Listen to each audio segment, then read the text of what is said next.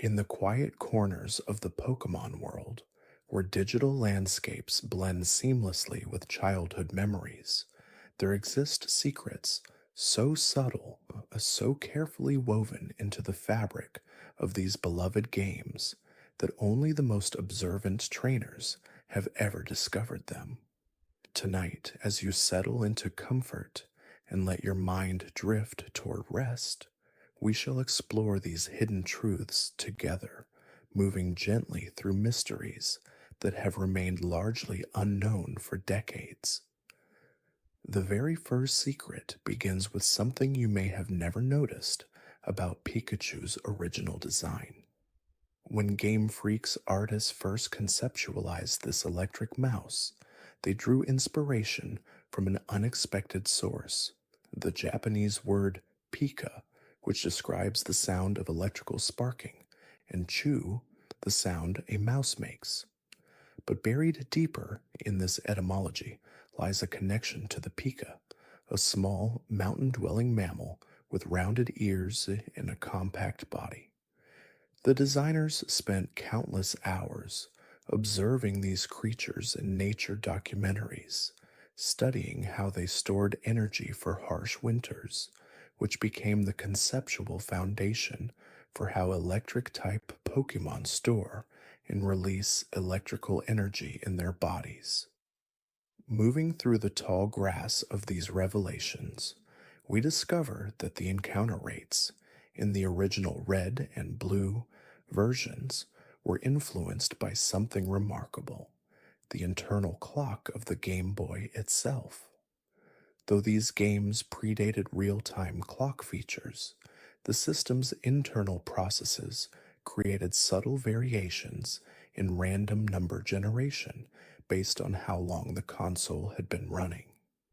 Trainers who left their Game Boys on for extended periods would notice slightly different wild Pokemon patterns, though this phenomenon was so subtle that most attributed it to coincidence rather than programming.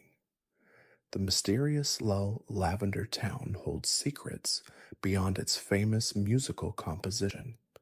The town's layout, when viewed from above, forms a pattern that mirrors traditional Japanese cemetery designs, with the Pokemon Tower positioned exactly where the main memorial would stand. The developers consulted with cultural historians to ensure this arrangement respected real world spiritual practices while creating an appropriately somber atmosphere. Even the number of steps required to reach each floor of the tower corresponds to Buddhist numerological principles, though this detail was never officially documented. Deep within the code of these early games lies evidence of Pokemon that were planned but never implemented.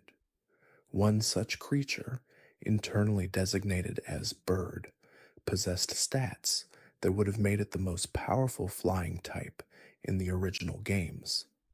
Its cry data still exists in the game files, a haunting melody that sounds like wind moving through ancient trees.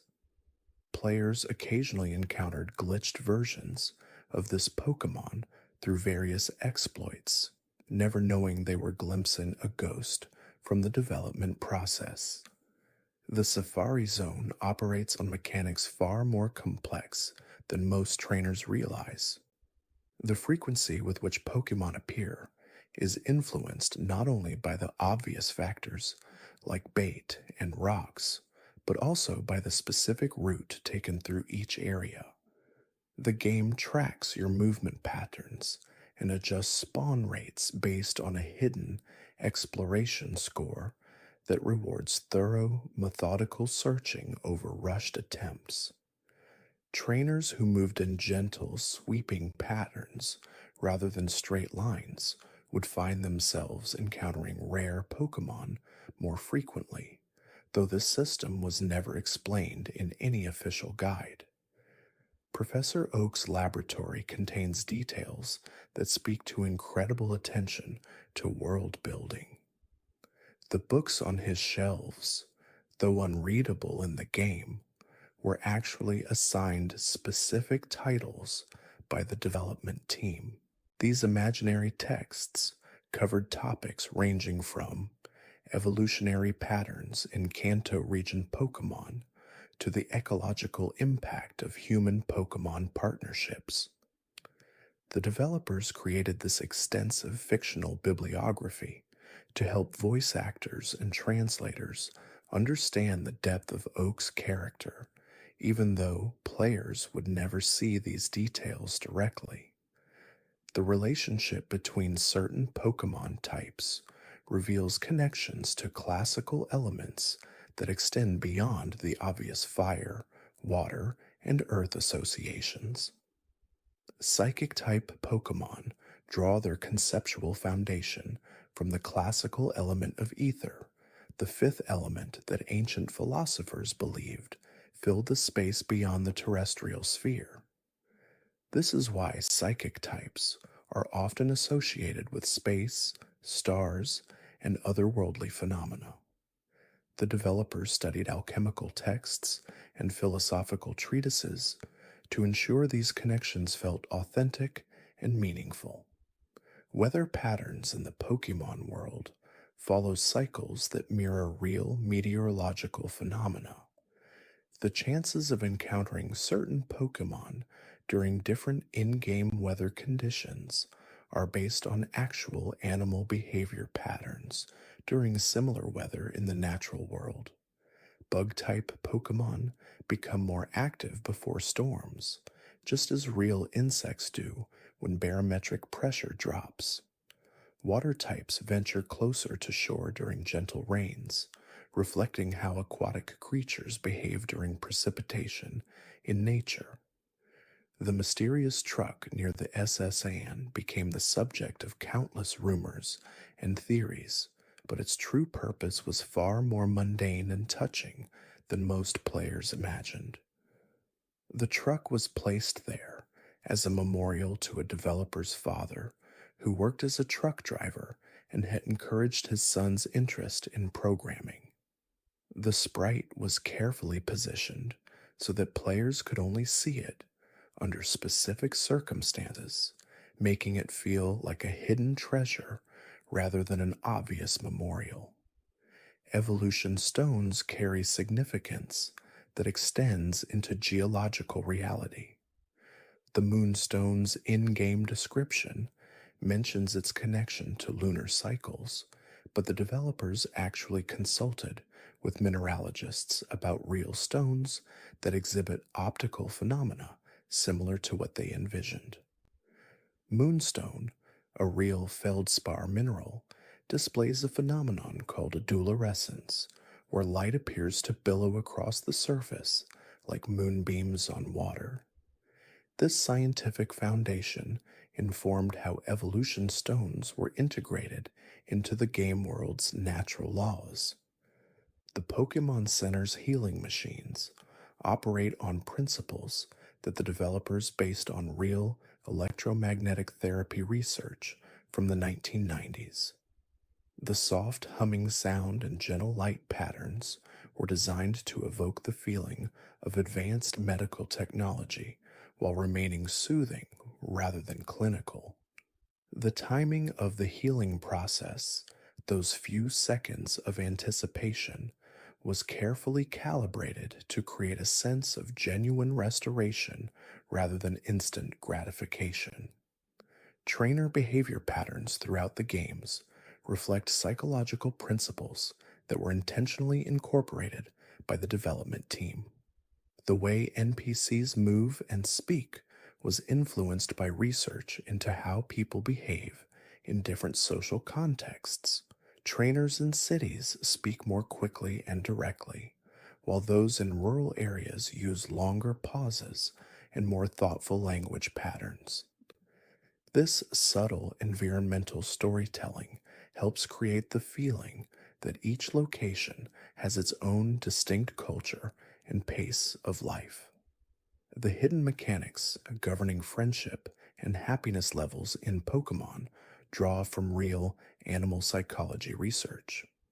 The factors that increase a Pokemon's happiness, such as walking together, sharing items, and avoiding fainting, mirror the elements that strengthen bonds between humans and animals in reality.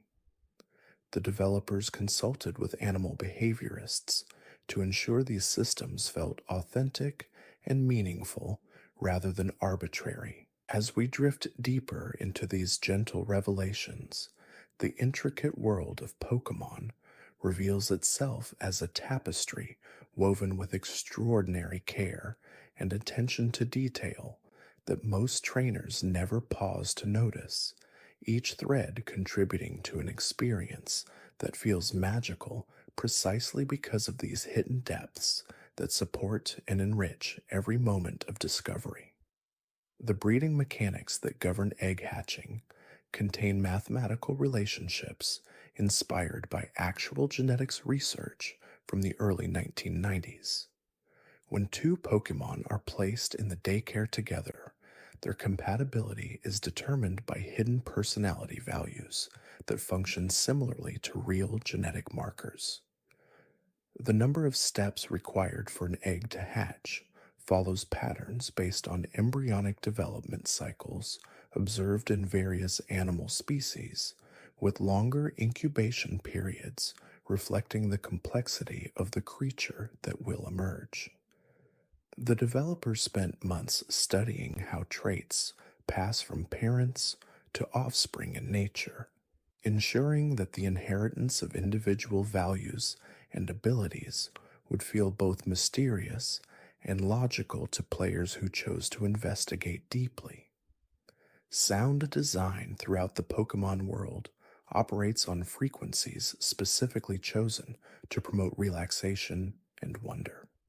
The gentle chiming that accompanies successful captures uses musical intervals found in traditional lullabies across multiple cultures.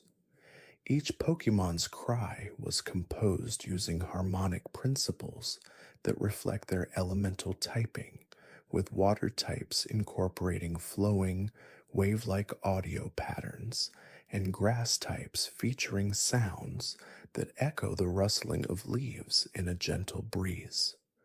The ambient music that plays while walking through tall grass contains subtle binaural beats that were intended to create a meditative state, encouraging players to slow down and appreciate their surroundings rather than rushing toward their next destination. The internal clock systems that govern day and night cycles were programmed with remarkable attention to seasonal variation and regional differences.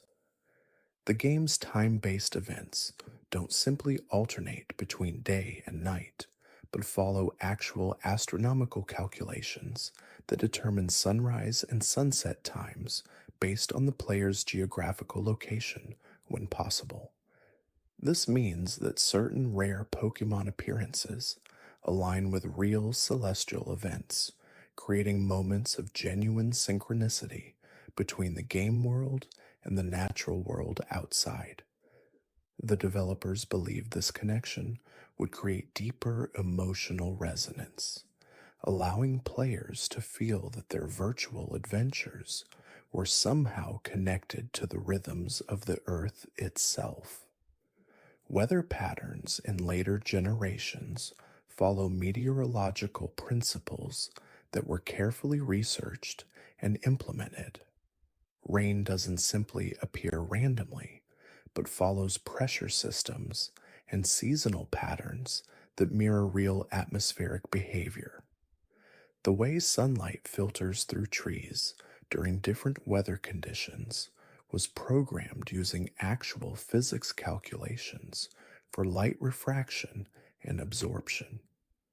Fog appears in low-lying areas at dawn and dusk, just as it would in nature, while sandstorms follow wind patterns that reflect desert climatology. These environmental details create an immersive experience that feels authentic even when fantastic creatures inhabit these carefully crafted ecosystems. The psychology behind item collection and storage reflects research into human attachment and organizational behavior. The way items are categorized and displayed in the bag system was designed to trigger the same satisfaction responses that people experience when organizing their physical possessions.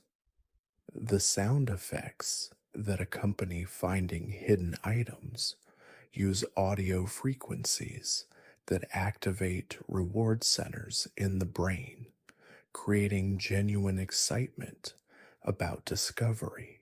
The limited bag space in early games wasn't just a technical constraint, but a deliberate design choice based on psychological studies showing that scarcity increases perceived value and emotional attachment to possessions.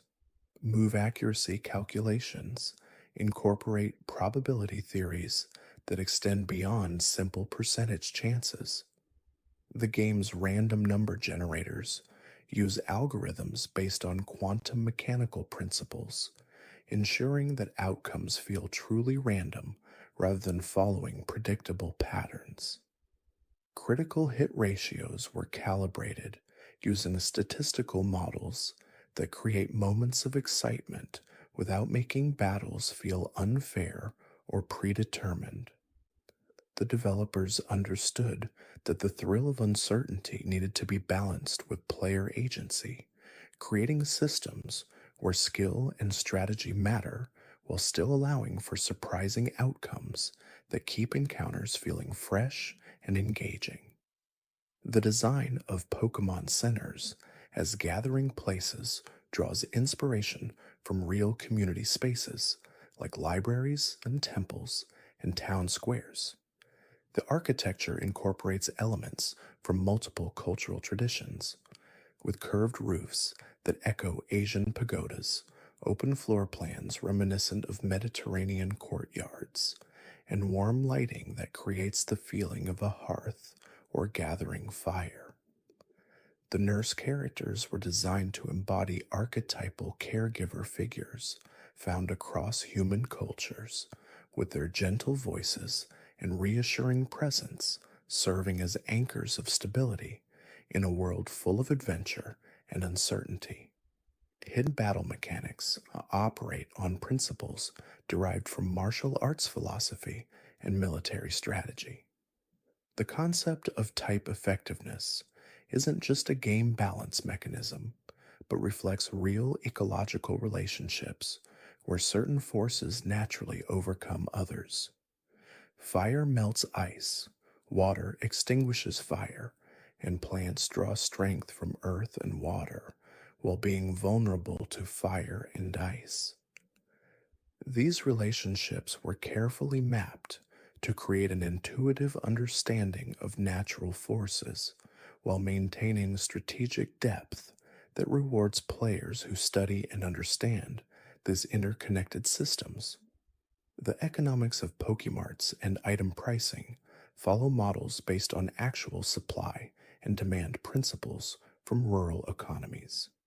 Items cost more in remote locations where supply chains are longer and more difficult to maintain. The availability of certain items in specific locations reflects realistic distribution patterns, with basic necessities widely available while specialized equipment remains rare and expensive.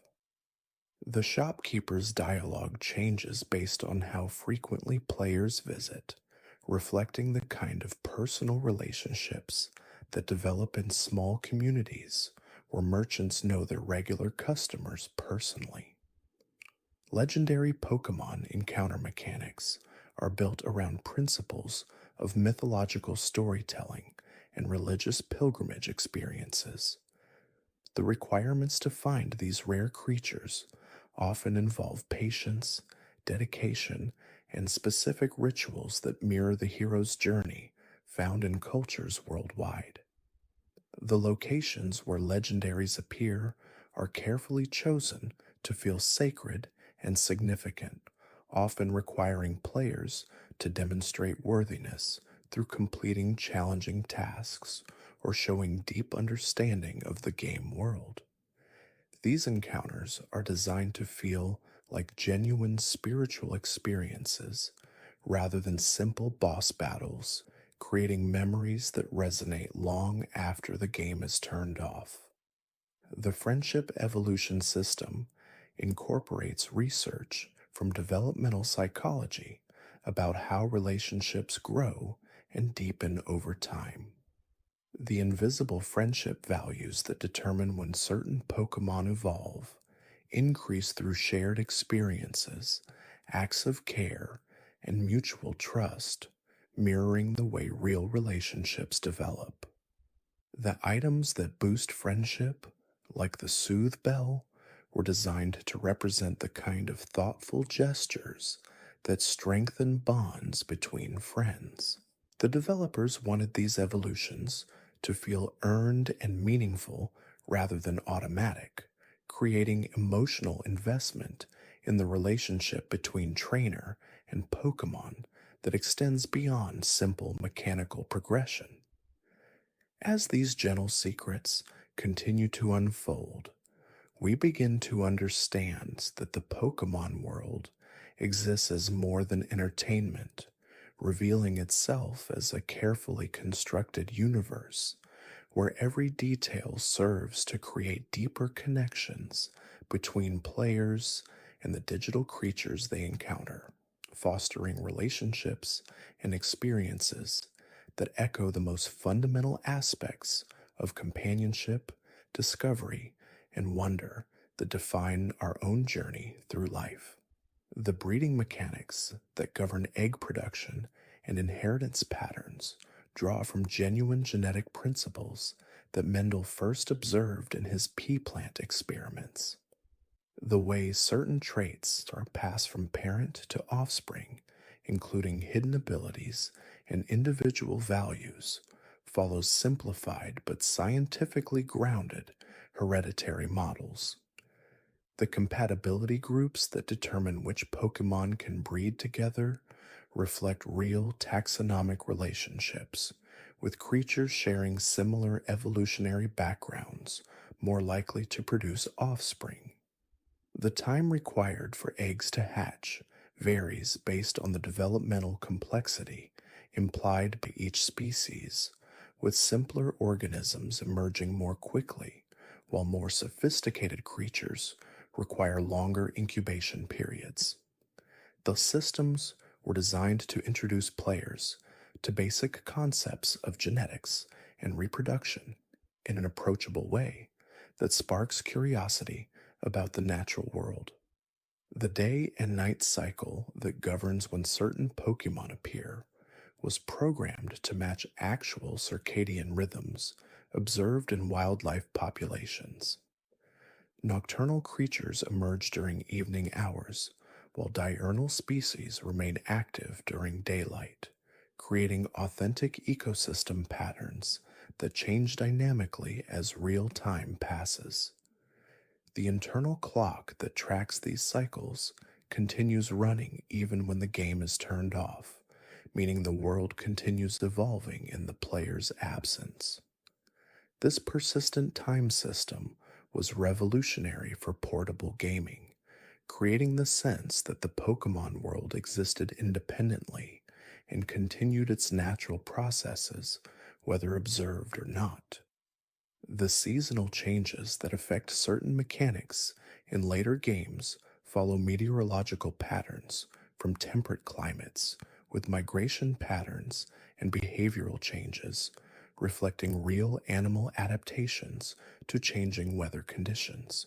Weather effects in battle draw inspiration from meteorological science and the ways atmospheric conditions influence animal behavior and plant growth. Rain enhances water type moves while reducing the effectiveness of fire attacks, mirroring how moisture affects combustion and conductivity in the physical world. Sandstorms damage most Pokemon while benefiting ground, rock, and steel types, reflecting the natural resistance these materials have to abrasive conditions.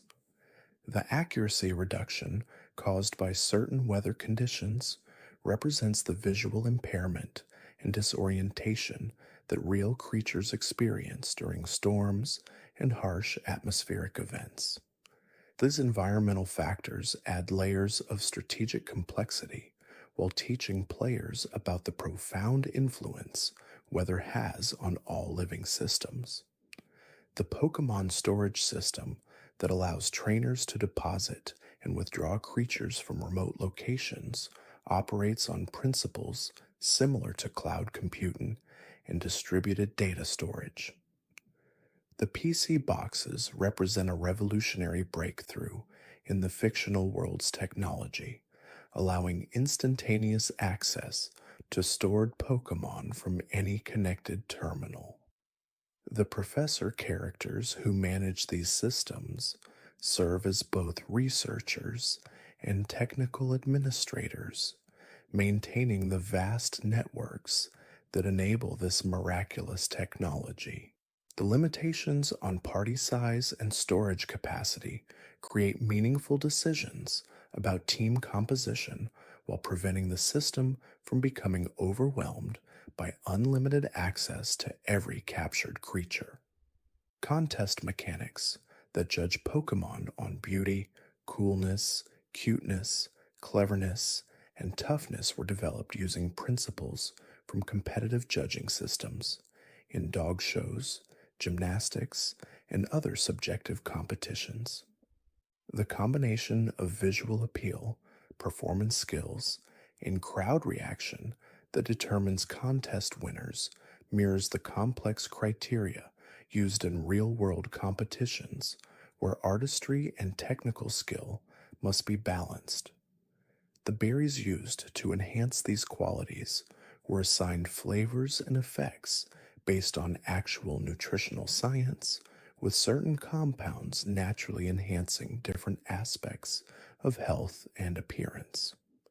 The rhythm based elements of contest performances draw from music theory and dance choreography, requiring players to develop timing and coordination skills that extend beyond traditional battle mechanics.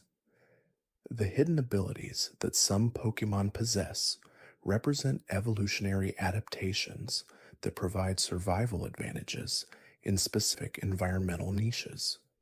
These rare traits often reflect real biological phenomena, such as improved sensory capabilities, enhanced metabolic efficiency, or specialized defensive mechanisms.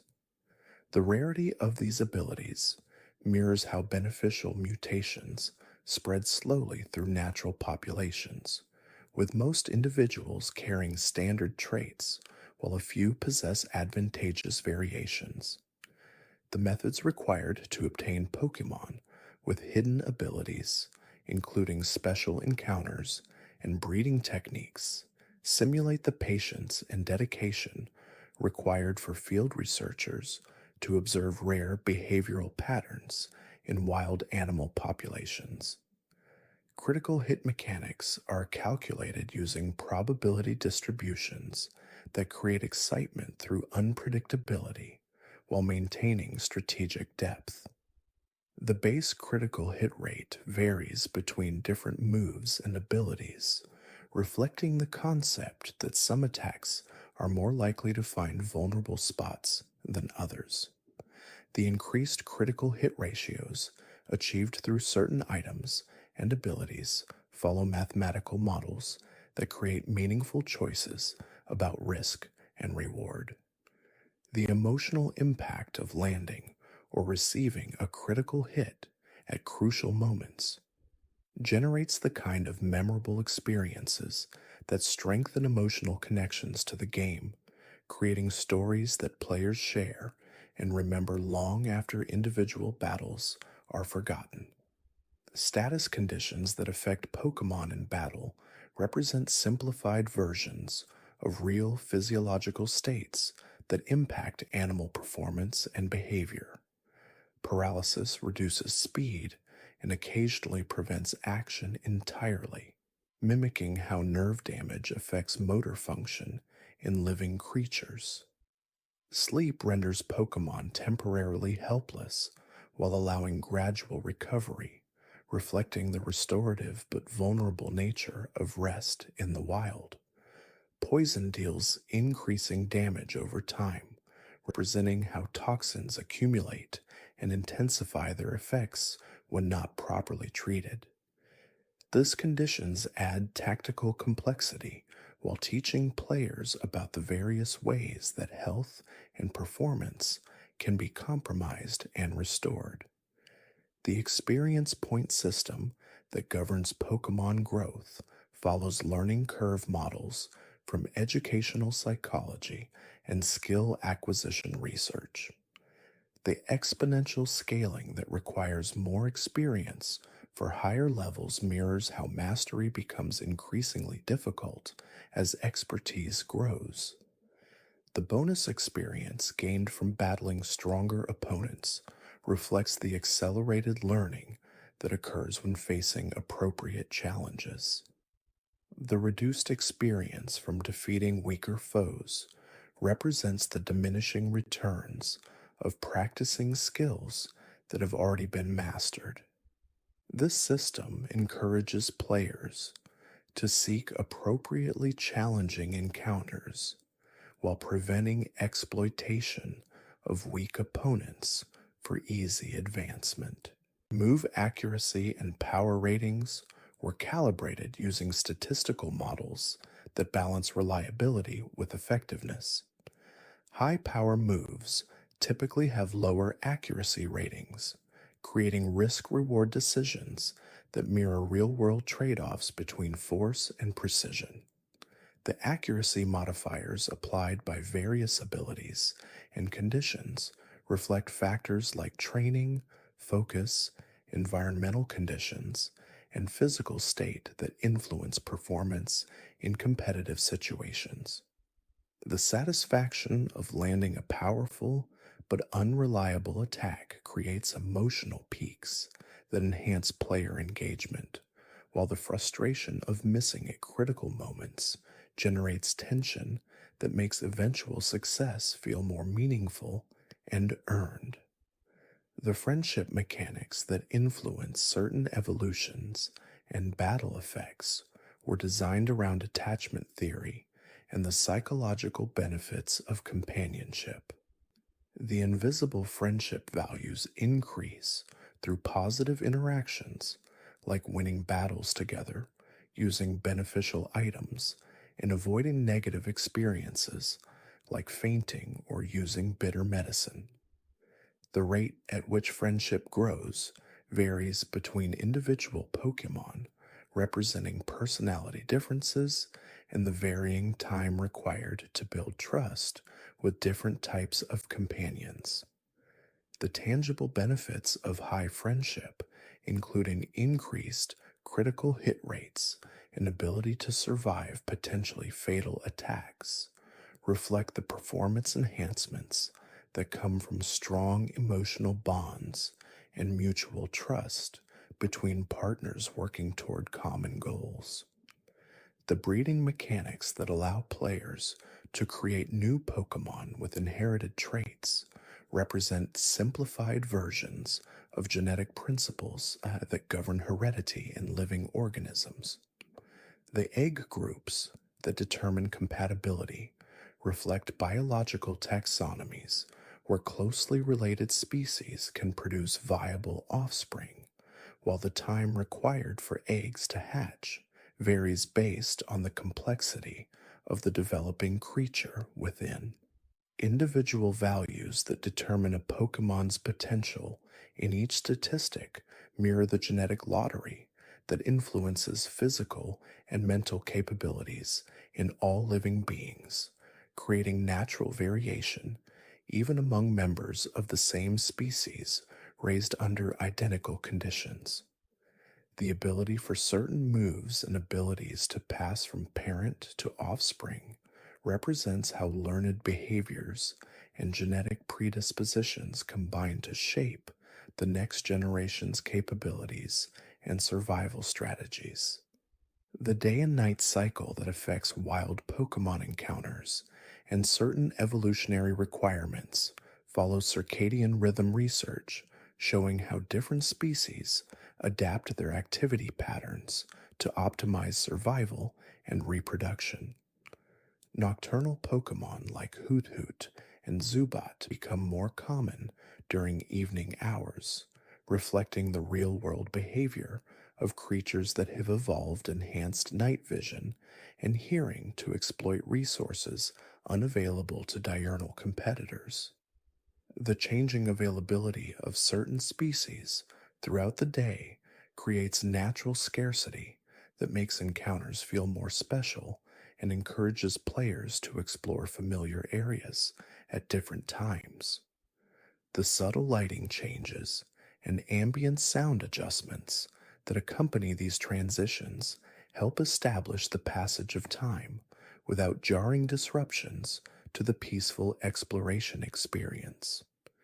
Weather conditions that appear in various regions serve multiple gameplay and atmospheric purposes while teaching players about meteorological patterns and their ecological impacts. Rain increases the power of water type moves while weakening fire attacks, demonstrating how environmental moisture affects combustion and evaporation rates.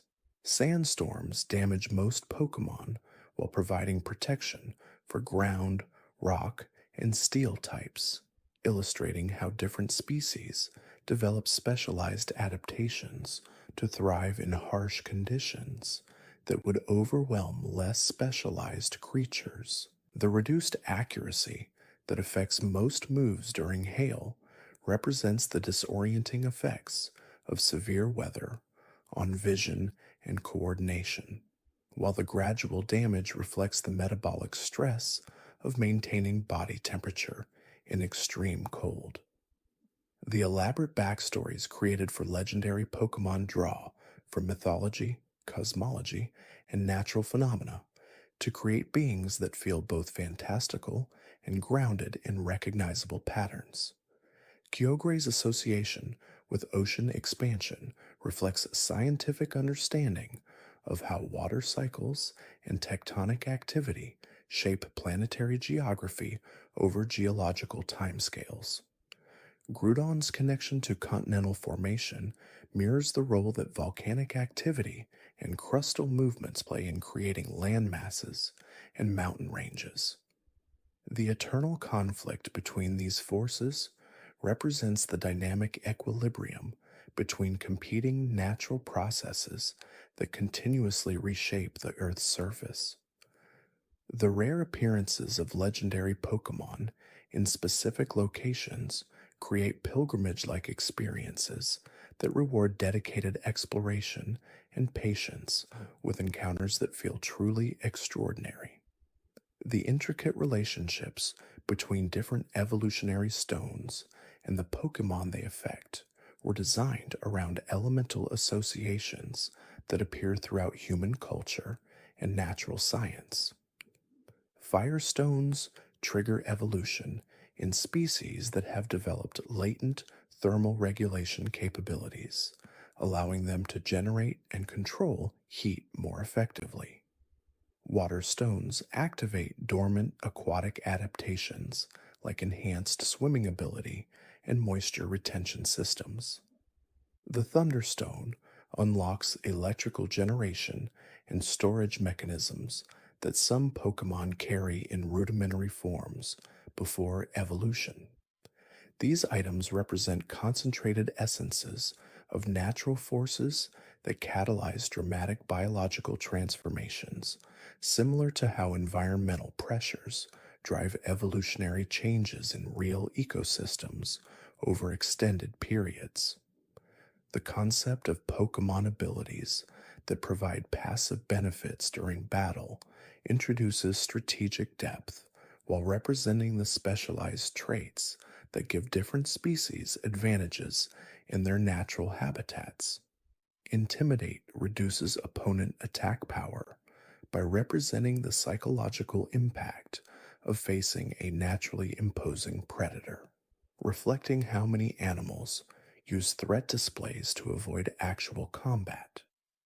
Levitate provides immunity to ground-based attacks by representing species that have evolved flight or magnetic capabilities to exploit three-dimensional movement opportunities. The ability Sturdy prevents one-hit knockouts by representing the exceptional durability that some creatures develop to survive in dangerous environments where a single mistake could prove fatal. The mysterious phenomenon of shiny Pokémon, which appear in alternate colorations with extraordinarily rare frequency, represents genetic mutations that produce unusual pigmentation patterns in wild populations. The sparkling animation that accompanies their appearance creates a moment of wonder that transforms routine encounters into memorable discoveries. The consistent rarity across all species, approximately 1 in 8,000 encounters, maintains the excitement of potentially finding these variants while ensuring that their scarcity preserves their special status. The dedication required to actively hunt for shiny Pokemon appeals to collectors and creates long term goals that extend gameplay far beyond the main storyline, fostering patience and persistence while celebrating the beauty of natural variation. The elaborate contests that judge Pokemon based on beauty, coolness, cuteness, cleverness, and toughness provide alternative ways to appreciate these creatures beyond their combat capabilities. The berry based treats used to enhance these qualities represent how proper nutrition and care influence physical appearance and behavioral traits in living animals. The careful timing and rhythm required during contest performances mirror the training and conditioning that develops grace and coordination in competitive activities. These events celebrate the aesthetic and personality aspects of Pokemon that make them appealing as companions rather than simply tools for battle, encouraging players to develop deeper appreciation for the creatures they encounter and nurture.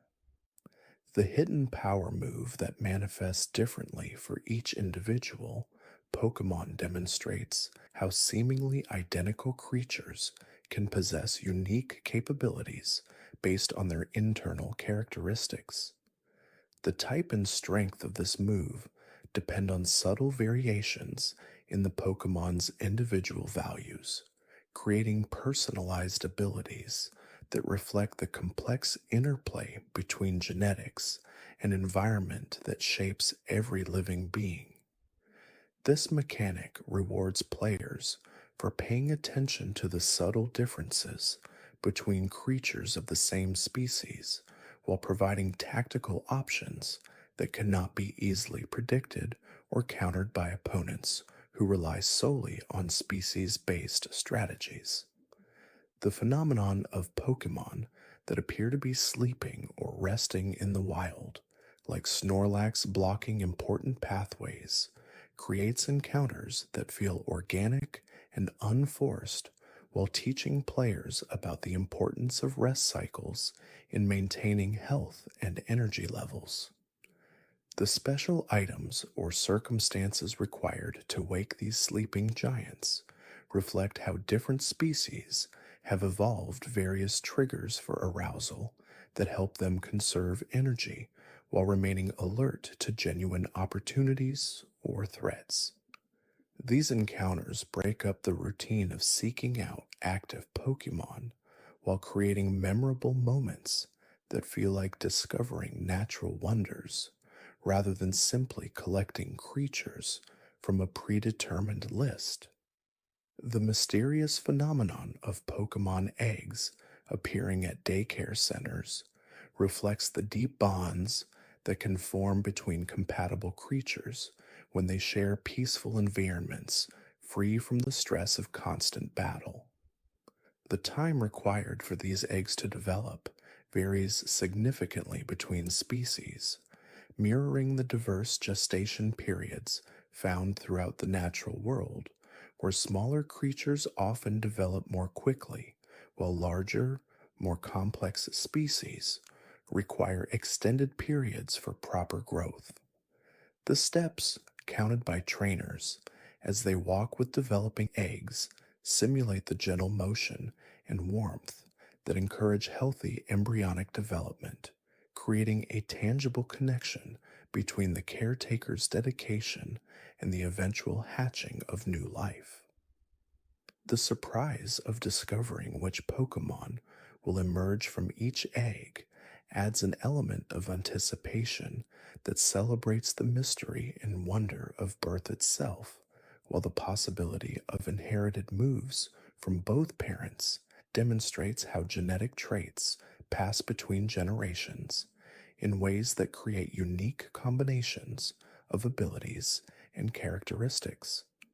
The ancient ruins scattered throughout various regions contain inscriptions and symbols that reference Pokemon species not commonly found in those areas, suggesting historical migrations and climate changes that altered the distribution of various creatures over time. Those archaeological remnants tell stories of how human and Pokemon civilizations developed together, sharing knowledge and resources in ways that benefited both species while respecting the natural balance that sustains all life. The puzzle chambers hidden within these structures require understanding of type relationships and Pokemon behavior to navigate successfully, demonstrating how ancient peoples incorporated their knowledge of these creatures into their architecture and cultural practices. The rare items and powerful moves discovered in these forgotten places reward exploration and curiosity while connecting modern trainers to the wisdom and experiences of those who came before them. The subtle differences in how Pokemon respond to various types of Pokeballs reflect their individual personalities and preferences rather than simple mechanical calculations. Some creatures seem drawn to the luxury and comfort represented by more expensive containment devices, while others respond better to the straightforward functionality of basic designs, suggesting that these beings possess aesthetic sensibilities and comfort preferences that influence their willingness to accept partnership with human trainers. The timing of when these devices are used also affects success rates, with some Pokemon more receptive to capture attempts when they are healthy and alert rather than weakened, implying a level of conscious choice in the bonding process that elevates these relationships beyond simple ownership to genuine partnership based on mutual respect and understanding. The weather patterns that influence which Pokemon appear in specific locations create dynamic ecosystems that change naturally over time, reflecting how environmental conditions affect animal behavior and habitat selection in the real world. Certain species emerge only during rainstorms, seeking the moisture and electrical activity that supports their unique physiological needs, while others prefer the clear skies and intense sunlight that provide optimal conditions for their metabolic processes.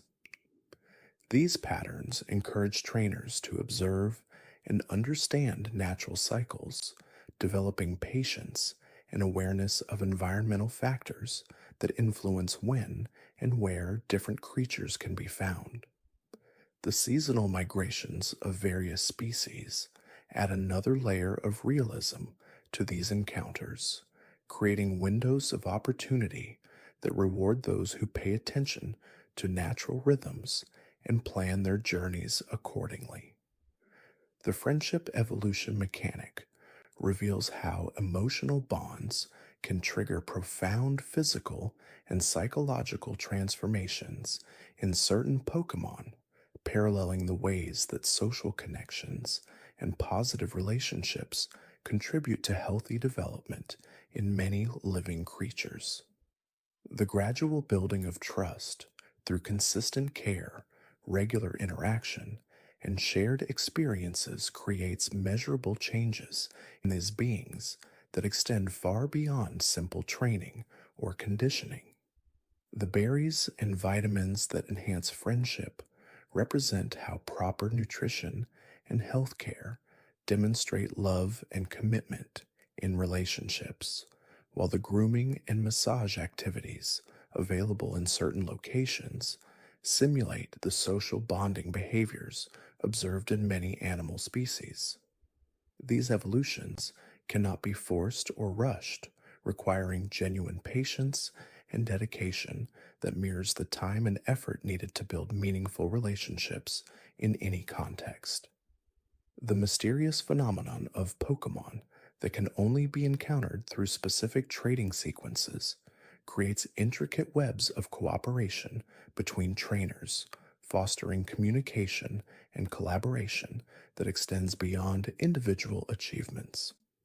These creatures seem to respond to the energy and excitement generated by changing hands, suggesting that some species thrive on novelty and social interaction in ways that solitary training cannot provide.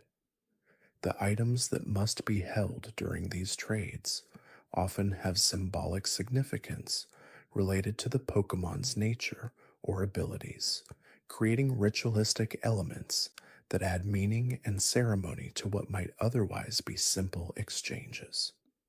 The impossibility of obtaining certain species without engaging in these cooperative activities emphasizes how interconnectedness and community support contribute to achieving goals that cannot be reached through individual effort alone. The hidden abilities that remain dormant in wild Pokemon until activated by special circumstances or items demonstrate how environmental pressures can unlock latent potential that provides adaptive advantages during challenging conditions. These rare traits often offer completely different strategic options compared to the standard abilities of their species, creating genetic diversity that allows populations to survive and thrive in changing environments. The dream world locations where some of these abilities first manifested suggest that consciousness and subconscious processing play roles in determining which traits become expressed, reflecting the complex interplay between mind and body that influences development and adaptation in all living beings. The rarity of these hidden capabilities makes their discovery feel like uncovering secret aspects of nature that reward careful observation and deep understanding of individual creatures, rather than relying on general species knowledge. The fossil restoration process that brings ancient Pokemon back to life represents humanity's fascination with understanding and connecting to prehistoric eras while raising questions about the ethics and consequences of reviving extinct species. The incomplete nature of most fossil remains means that restored creatures may not perfectly match their original forms, creating beings that exist between past and present with unique perspectives on a world that has changed dramatically since their time. The rock type secondary typing that all fossil Pokemon share reflects the mineralization process that preserved their remains while symbolically connecting them to the geological history embedded in the earth itself. These ancient beings often possess knowledge and abilities that have been lost to modern species, offering glimpses into evolutionary pathways and environmental adaptations that provide valuable insights into the deep history of the Pokemon world. The unique connection between certain Pokemon and ancient artifacts, such as the plates held by Arceus or the orbs associated with the legendary trio of Groudon, Kyogre, and Rayquaza, hints at a profound intertwining of their existence with the very fabric of the world. These items are not merely held tools, they are extensions of Pokemon's power, perhaps even fragments of their essence, imbued with latent energies that resonate deeply with the planet's elemental forces. The plates, for instance, don't just change Arceus's type, they seem to channel specific cosmic energies, representing the fundamental building blocks of reality. This suggests that Arceus isn't just a powerful Pokemon, but an entity whose very being is intrinsically linked to the conceptualization and manifestation of elemental types within the Pokemon universe. Similarly, the orbs for Groudon, Kyogre, and Rayquaza appear to amplify and stabilize their prodigious environmental powers, preventing cataclysmic global imbalances.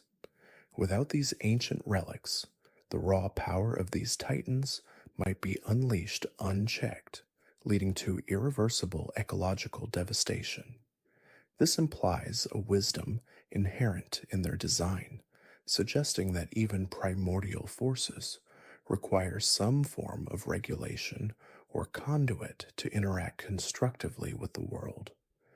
The concept of regional variance, where certain Pokemon species adapt to different environments and develop distinct appearances, typings, and abilities, offers a compelling illustration of evolutionary pressures and biogeographical isolation.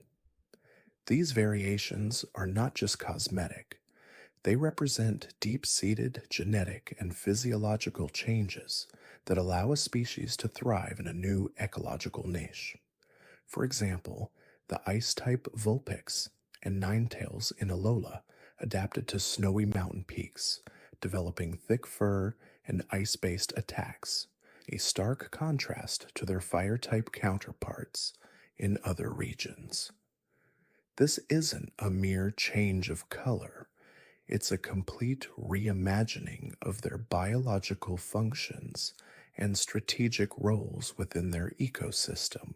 The existence of these variants highlights the immense plasticity of life and how even familiar species can undergo radical transformations over millennia when confronted with novel environmental challenges.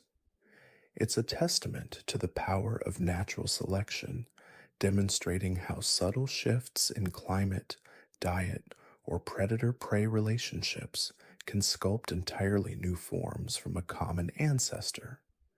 These regional differences also provide fascinating insights into convergent evolution, where unrelated species in similar environments might develop analogous traits, or divergent evolution, where one species branches into multiple, distinct forms.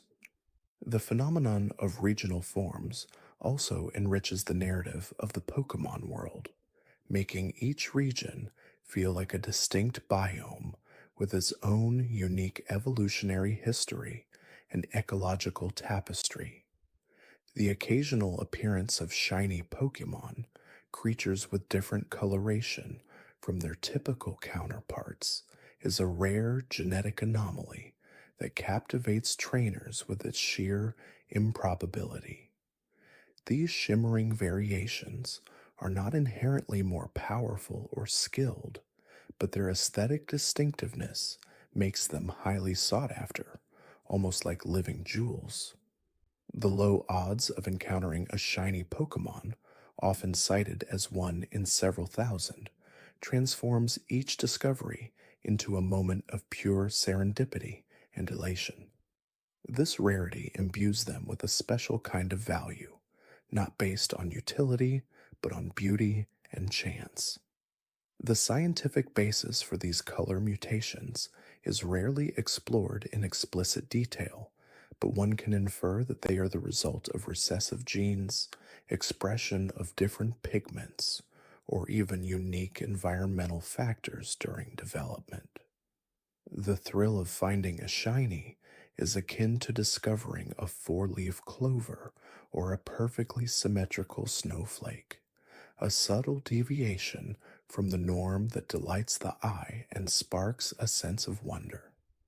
It's a gentle reminder of the natural world's inherent variability, where even within seemingly uniform populations, individual differences can spontaneously arise, offering a quiet joy to those who notice them.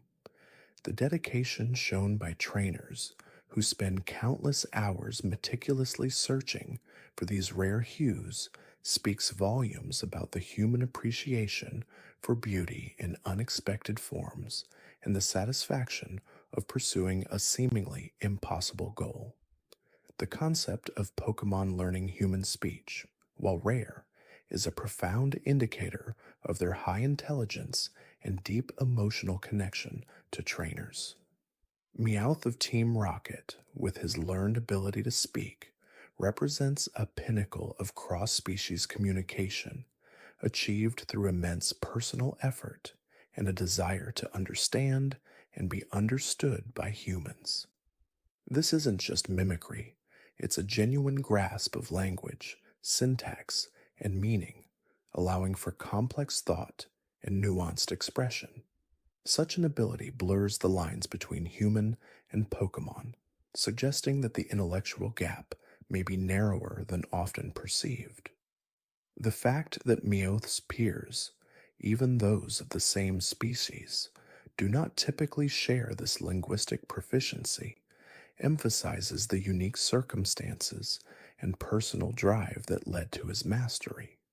It suggests that while the capacity for such learning might exist within some Pokemon, it requires extraordinary dedication and perhaps an unusual social environment to fully manifest. This linguistic bridge opens up philosophical questions about consciousness, sentience, and the potential for true interspecies dialogue. Could other Pokemon, given the right motivation and environment, also achieve such a feat? The implications are vast, suggesting a deeper understanding of Pokemon psychology and their potential for integration into human society beyond mere companionship or battle partners. It implies a shared world where understanding is not just about battle strategies, but about communication and mutual respect. The existence of gender differences within certain Pokemon species, ranging from subtle facial features to entirely distinct physical forms and even behavioral patterns, demonstrates the biological diversity within single populations. For instance, the differences between male and female Bidoof are so slight they are easily overlooked, while the stark contrast between male and female Hippopotas with their reversed color patterns is immediately apparent. These variations are not merely aesthetic, they often reflect different roles in their natural habitats, such as parental duties, territorial defense, or mating displays.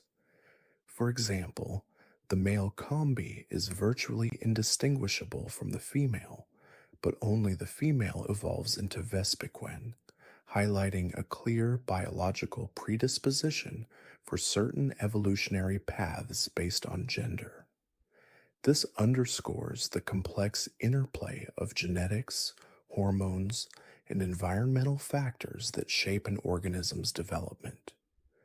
Such distinctions offer insights into the reproductive strategies and social structures of different Pokemon species, mirroring the diversity of life found in the natural world. It encourages careful observation and a nuanced understanding of each individual Pokemon, recognizing that even within a species, there can be significant variations that influence their behavior and capabilities. These subtle details add another layer of depth to the rich tapestry of the Pokemon world, reflecting the intricate beauty of biological reality. The phenomenon of Pokemon evolving through specific leveling thresholds, particularly those that require reaching a certain level while knowing a particular move, like Mamoswine evolving from Piloswine after learning ancient power, indicates a deep connection between learned abilities and developmental stages. This isn't just about accumulating experience.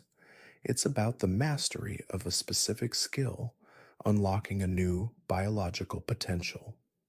It suggests that certain moves are not merely attacks, but represent critical developmental milestones, perhaps triggering hormonal changes or genetic expressions that facilitate the evolutionary process.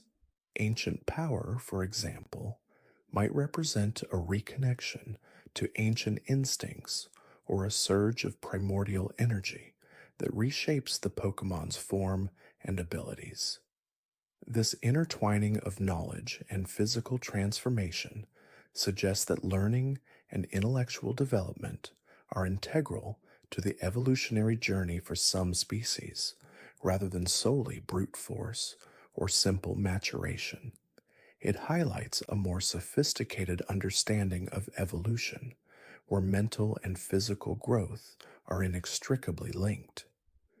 The requirement of a specific move means trainers must actively guide their Pokemon's learning, choosing which abilities to teach and when, thus playing a more direct role in shaping their Pokemon's destiny. This adds a layer of strategic depth to training, where foresight and careful planning are just as important as raw power. The intricate lore surrounding the Creation Trio and the Weather Trio offers a glimpse into the foundational myths of the Pokemon world, depicting a primordial era when colossal beings shaped the very elements of existence.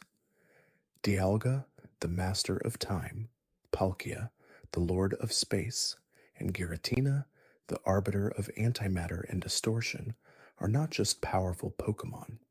They are personifications of fundamental cosmic forces. Their existence implies a universe where time, space, and the very fabric of reality are conscious entities capable of interacting with the world in profound ways.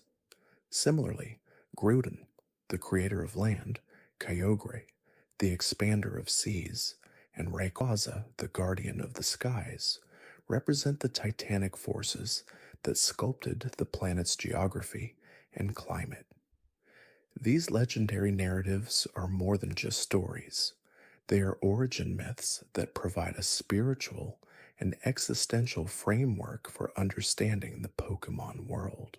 They suggest a universe with deep historical roots, shaped by beings of unimaginable power whose influence continues to resonate through the eons. The concept that these primordial beings could be unleashed and cause catastrophic global shifts underscores the delicate balance of the natural world and the immense power contained within its legendary inhabitants. It speaks to a cosmic order where even forces of creation must be kept in check to maintain harmony. The specific conditions required for certain Pokemon to evolve, such as evolving at a particular time of day, like Umbreon and Espeon evolving from Eevee, based on nighttime or daytime affection, highlight the subtle environmental cues that can influence biological development. These evolutions are not arbitrary. They reflect a deep connection between the Pokemon's internal biology and the rhythms of the natural world. The cosmic radiation of the moon or the solar energy of the sun might trigger specific genetic pathways, leading to distinct forms that are perfectly adapted to their preferred time of activity. This suggests that the environment acts as a sculptor, subtly guiding the evolutionary process and diversifying life forms. The affection requirement adds another layer, emphasizing the emotional bond between trainer and Pokemon as a catalyst for growth, suggesting that a positive psychological state can influence physical transformation. This intertwining of environmental factors and emotional well being paints a holistic picture of development, where an individual's surroundings and relationships play crucial roles in their life journey. It's a gentle reminder that life is a complex dance between internal predispositions and external influences, and that even the changing light of day can hold profound significance for a living being. The phenomenon of Pokemon that can only be found in specific regions of the world, like the regional birds and rodents, illustrates the principles of biogeography and endemism. These creatures are not simply arbitrarily placed. Their distribution reflects millions of years of geographic isolation and adaptive evolution, leading to unique species that are perfectly suited to their local environments. This geographical specificity reinforces the idea that the Pokemon world is a vast and ecologically diverse planet, with each region boasting its own unique flora and fauna.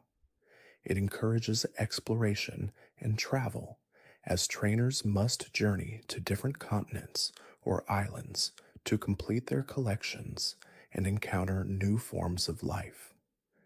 This distribution pattern mirrors real world biodiversity, where certain species are native only to specific islands or mountain ranges due to ancient geological events or unique climatic conditions. The presence of regional Pokemon creates a sense of authenticity and depth, making the world feel tangible and vast. It's a quiet testament to the enduring power of natural barriers and the slow, inexorable march of evolution in shaping the diversity of life across a planet. The thrill of discovering a Pokemon that exists nowhere else reinforces the idea of each place holding its own distinct, precious biological treasures. The legend of the ancient Pokemon, those said to have shaped the world or possess powers beyond typical understanding, often entwines with geological phenomena and cosmic events. Take, for instance, the tales of Groudon and Kyogre, their battles said to have formed continents and oceans, reflecting the immense, slow forces of plate tectonics and the water cycle. While embellished through generations of storytelling, these myths ground themselves in observations of the natural world, imbuing primal forces with sentience. Rayquaza, residing in the ozone layer, maintaining balance between these titanic forces, subtly points to the importance of atmospheric regulation in maintaining planetary equilibrium. Such legends serve as a way for early civilizations to understand and categorize the immense powers shaping their world, personifying natural disasters and cosmic influences into beings of immense power. This anthropomorphism of natural forces is a common thread in human mythology, offering a narrative framework to comprehend the otherwise chaotic and uncontrollable aspects of existence. The creation myths involving Arceus, said to have emerged from an egg in a vortex of nothingness and then shaped the universe with its 1,000 arms, resonate with cosmological theories of a singularity preceding the Big Bang. The plates it holds, each representing a different type, could be interpreted as fundamental forces or elements, the building blocks of reality itself. These deep mythological narratives invite contemplation on the origins of matter, energy, and life, offering a spiritual and scientific lens through which to view the Pokemon world's genesis. It's a poetic interpretation of physics and cosmology wrapped in the comforting embrace of folklore. The concept of Pokemon abilities, distinct passive skills that activate under certain conditions, provides a fascinating look into specialized biological adaptations and environmental interactions. Consider, for example, the ability levitate, granting immunity to ground type attacks. This isn't just a magical property, it can be interpreted as a form of biological anti gravity, perhaps through the manipulation of localized magnetic fields or a buoyant gas within the Pokemon's body, allowing it to effortlessly suspend itself above the earth. Similarly, abilities like Swift Swim, which double speed in rain, mimic real world adaptations seen in aquatic organisms that become more active and efficient during periods of increased hydration or specific weather patterns. Adaptability, which boosts the power of same type attacks, suggests a heightened genetic predisposition and mastery over their inherent elemental energies, a deep resonance with their own nature. Parental bond, where a Pokemon can attack twice, could be seen as an instinctual protective surge, a momentary burst of energy and focus when defending offspring, translating into a second, swift action. These abilities, far from being arbitrary game mechanics, often align with ecological principles or plausible biological specializations, adding a layer of scientific intrigue to their fantastical powers. They represent the diverse ways life can evolve to thrive in specific niches, turning environmental challenges into advantages through unique physiological or behavioral traits. It's a subtle nod to the intricate tapestry of evolution, where every trait, no matter how seemingly small, can be a key to survival and dominance.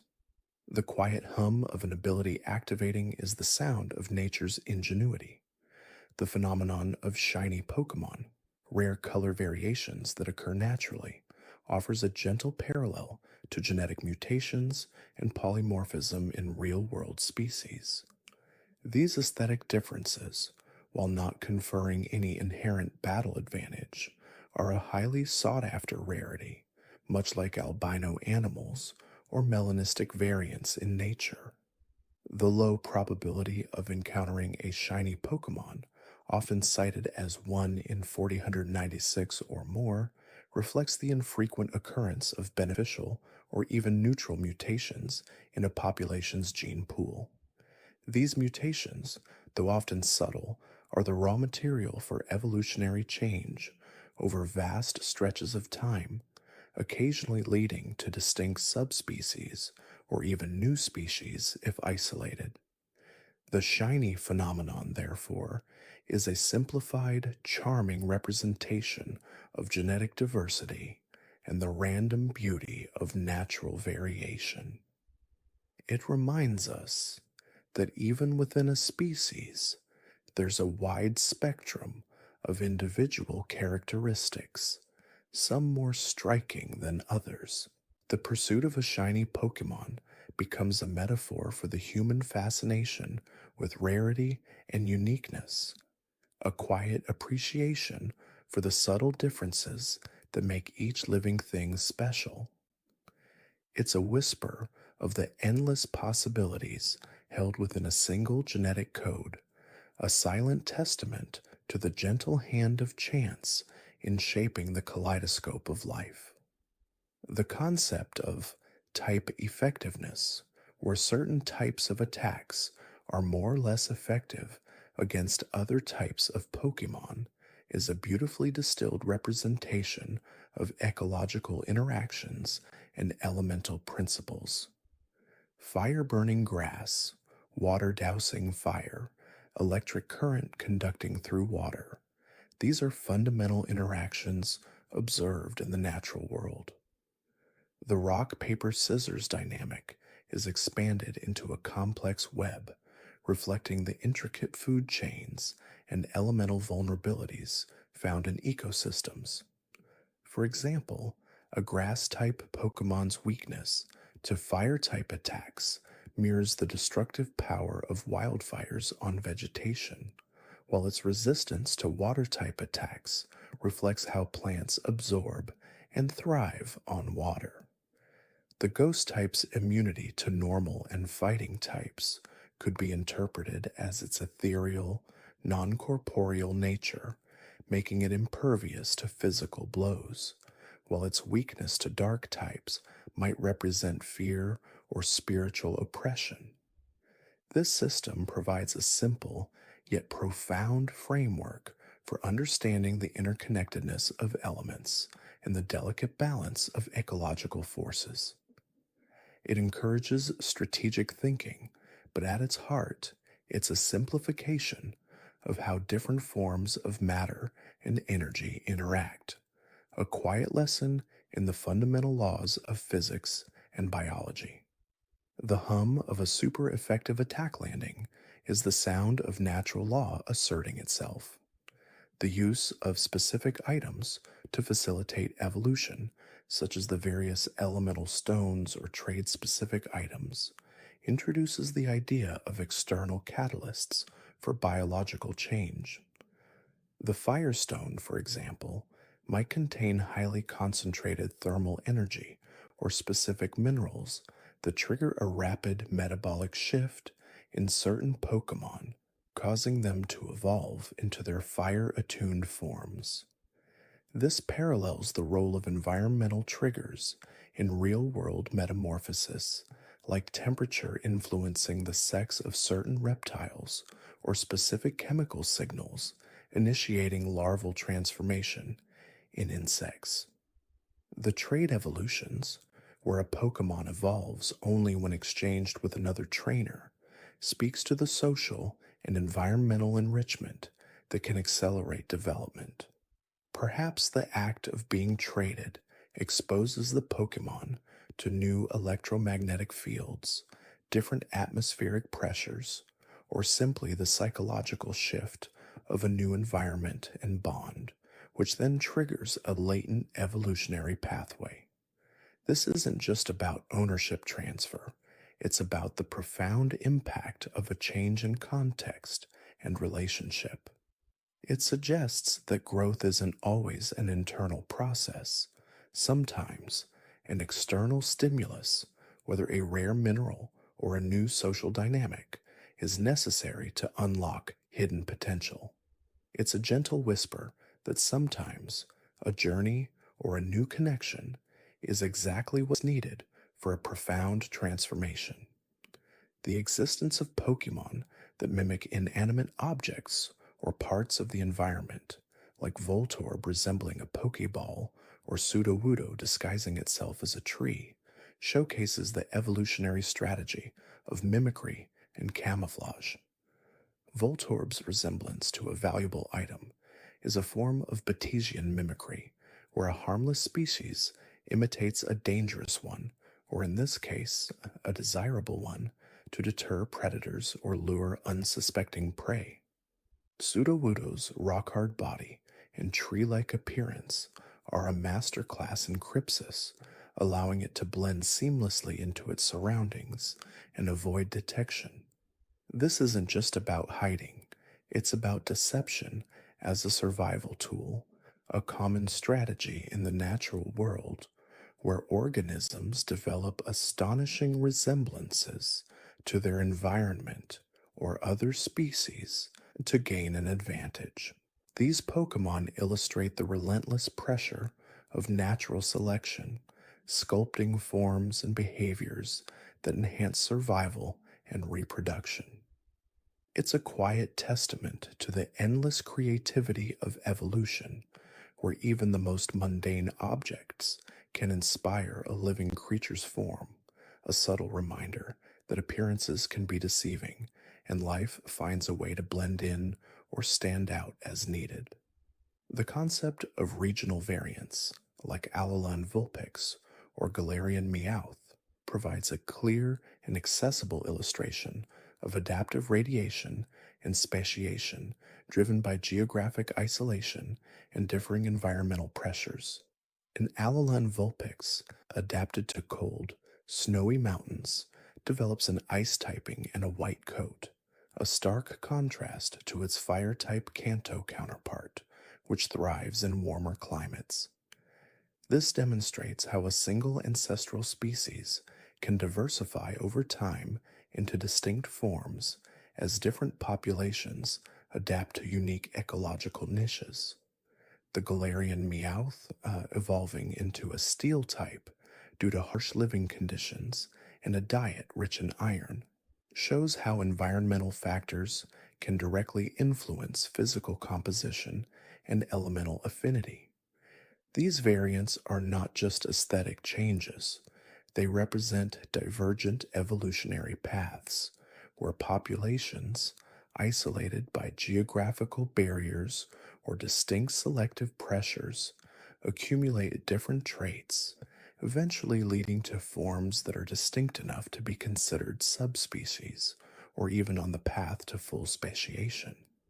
It's a clear, gentle lesson in how the environment acts as a powerful sculptor, shaping life into myriad forms, a quiet echo of the Galapagos finches or the polar bear's adaptation to the Arctic.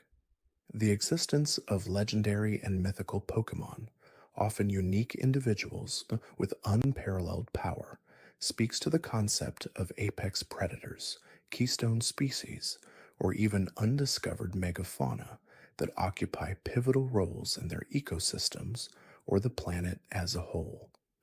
While their powers are fantastical, their scarcity and profound impact on the world mirror the ecological significance of creatures like whales, elephants, or ancient apex predators whose presence fundamentally shapes their environment.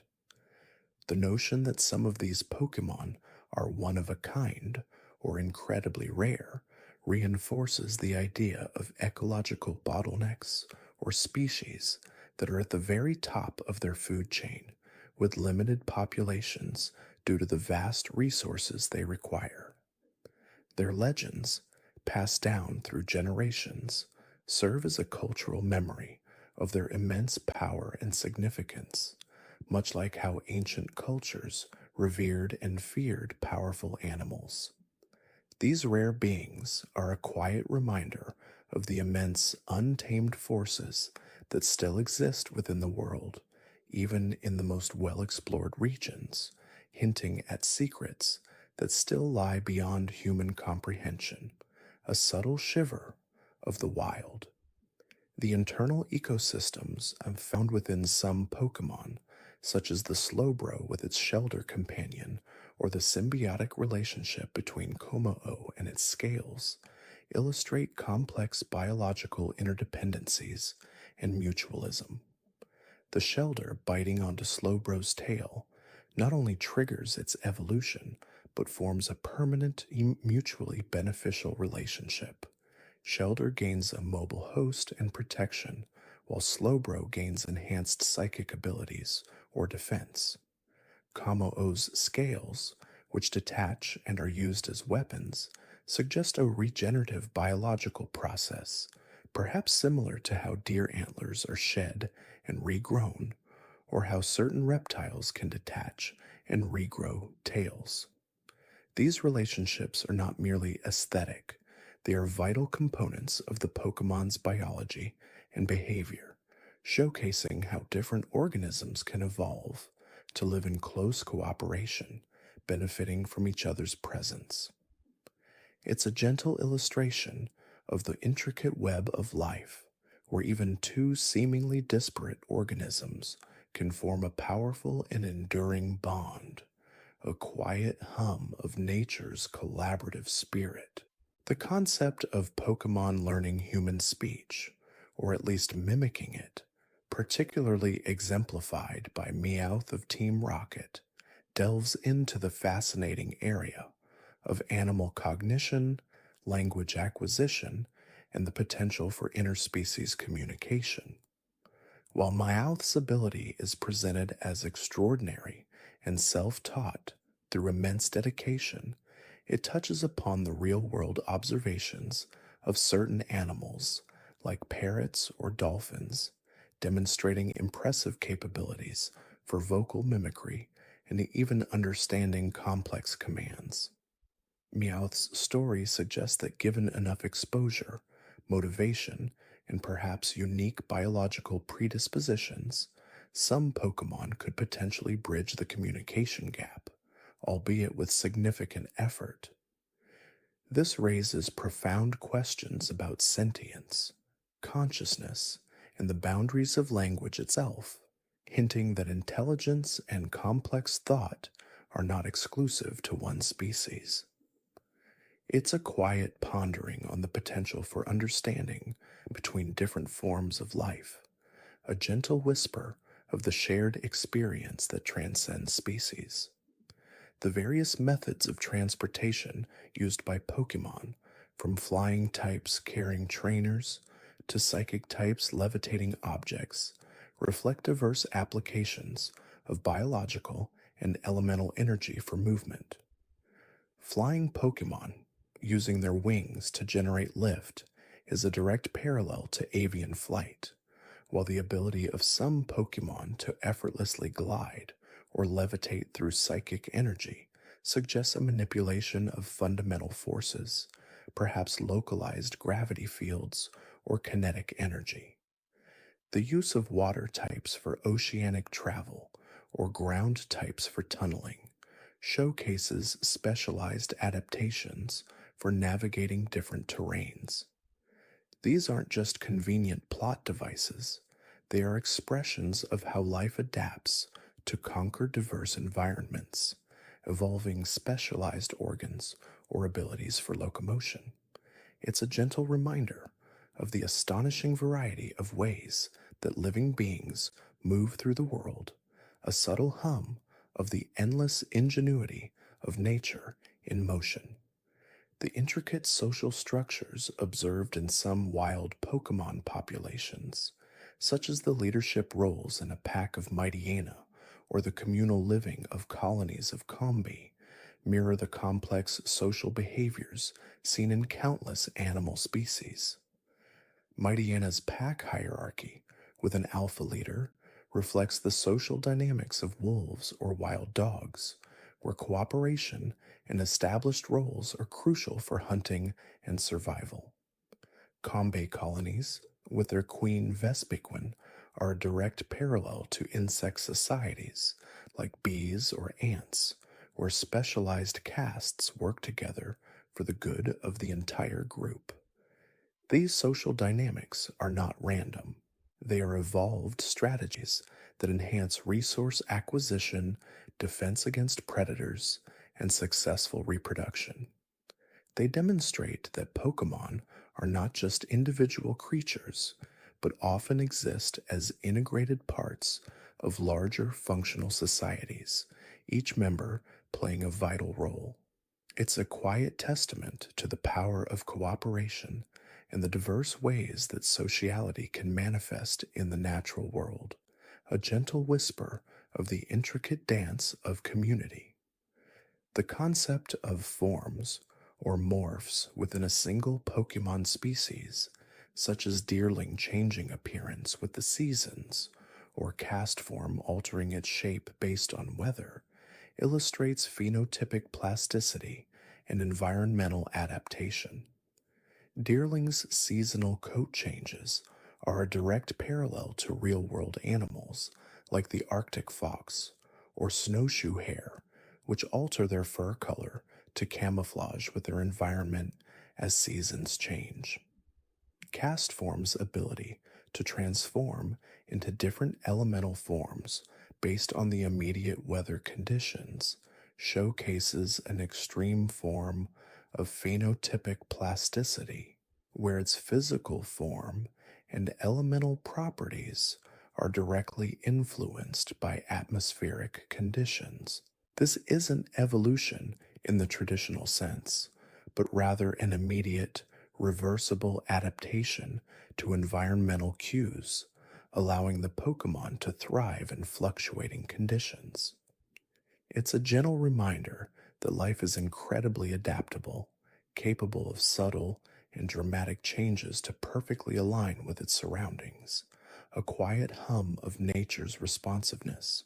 The idea of Pokemon moves themselves beyond just basic attacks, representing a wide array of biological functions and energy manipulations, offers a profound insight into their capabilities. A move like recover or rest suggests innate regenerative capabilities, or a deeply restorative physiological process, allowing the Pokemon to rapidly heal or recover from exhaustion, far beyond typical animal capabilities. Teleport or dig point to advanced spatial manipulation or rapid excavation abilities, revealing specialized biological structures or energy manipulation that allows for instantaneous relocation or swift burrowing. Even seemingly simple moves like growl or leer are forms of intimidation or psychological manipulation, reflecting complex behavioral strategies for dominance or defense. These moves are not just combat abilities, they are expressions of the Pokemon's unique biological and energetic potential, a showcase of how life can evolve to harness and direct fundamental forces. It's a quiet testament to the diverse ways that living beings interact with and influence their environment, a gentle whisper of the hidden powers held within every creature. The concept of legendary and mythical Pokemon, while often used interchangeably by many, actually describes two distinct categories within the Pokemon world, each with its own unique lore and ecological niche, a subtle distinction often overlooked. Legendary Pokemon, such as Zapdos, Articuno, and Moltres, are typically unique or extremely rare within their own regions, often playing pivotal roles in the natural order or ancient prophecies. They are usually catchable within the games, albeit with significant effort and often as part of the main storyline, implying a direct interaction with the human world. Their existence, while rare, is generally known and accepted, like the apex predators or geological forces of the Pokemon world. They represent natural phenomena or fundamental aspects of the world, like the forces of creation, destruction, or the passage of time.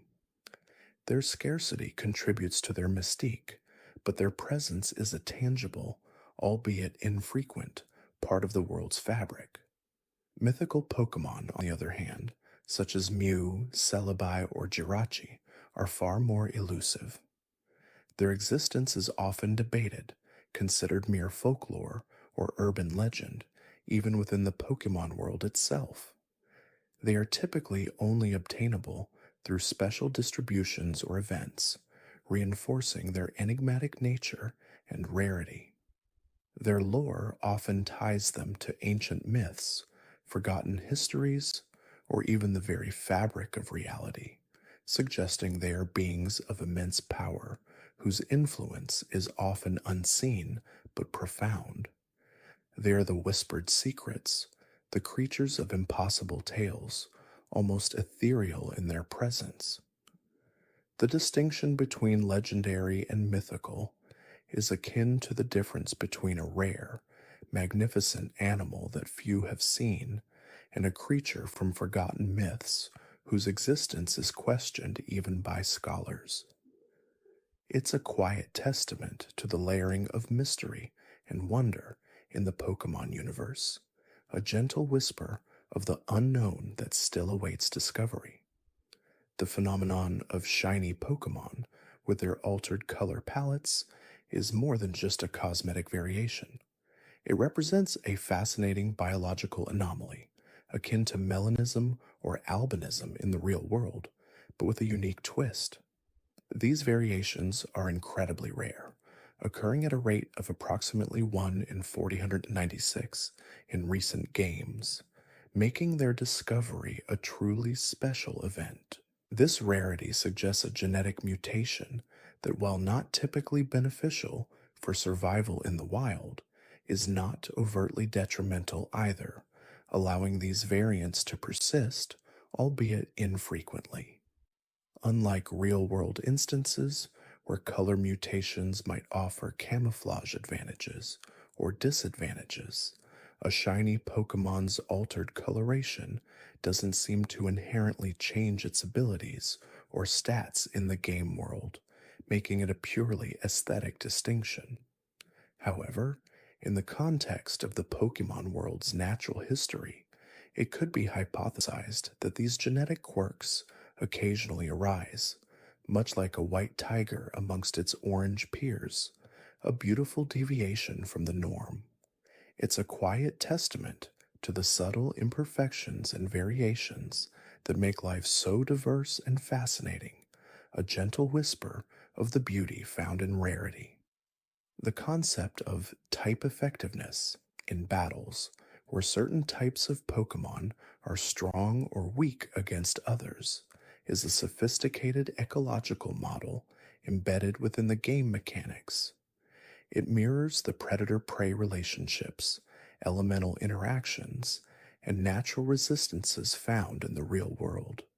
For example, water type Pokemon are effective against fire types, analogous to water extinguishing fire. Grass types are weak to fire types, reflecting the combustibility of plant matter. Flying types are immune to ground type moves, much like birds are unaffected by earthquakes when airborne. This intricate web of strengths and weaknesses creates a dynamic and strategic combat system, but it also paints a picture of a world where elemental forces and ecological niches are deeply interconnected. It suggests that Pokemon have evolved not just in isolation, but in relation to the myriad other types, developing resistances and vulnerabilities over countless generations. This system is not arbitrary. It's a simplified yet profound representation of how different forms of life and natural phenomena interact, influencing each other's survival and evolution. It's a quiet testament to the interconnectedness of all things in nature, a gentle whisper of the delicate balance that sustains life. The existence of mega evolution, a temporary, powerful transformation that certain Pokemon can undergo, adds another layer to their biological potential. This isn't a permanent evolutionary stage, but rather a temporary power surge, often triggered by a deep bond with a trainer and a specific item called a Megastone.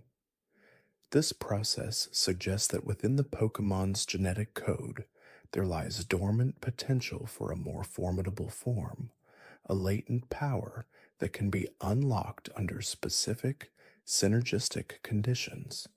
It's akin to a sudden burst of adrenaline or a temporary physiological shift in real world animals, but on a much grander, more visually dramatic scale. The physical changes are often profound, enhancing their existing traits or even granting new abilities. This phenomenon hints at a concept of super evolution or a peak form that can be momentarily accessed, pushing the boundaries of what a Pokemon is capable of. It's a quiet testament to the hidden depths of potential within living organisms, a gentle whisper of the extraordinary waiting to be unleashed. The Pokédex, the electronic encyclopedia of Pokémon, is more than just a list of creatures. It's a dynamic, evolving record of scientific observation and understanding within the Pokémon world. Each entry, often penned by different researchers or individuals, provides a snapshot of a Pokemon's biology, behavior, and ecological role as understood at that time.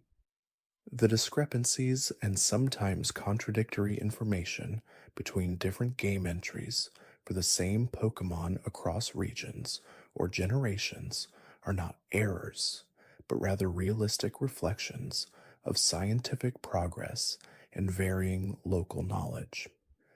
Just as human understanding of species evolves, so too does the Pokedex record. Early entries might focus on basic observations, while later ones delve into more nuanced behaviors, habitat preferences, or even historical anecdotes. It acknowledges that knowledge is not static, and that even within a common understanding, there can be regional variations or ongoing discoveries. It's a quiet testament to the iterative nature of scientific inquiry and the ever expanding human understanding of the natural world, a gentle whisper of the ongoing quest for knowledge.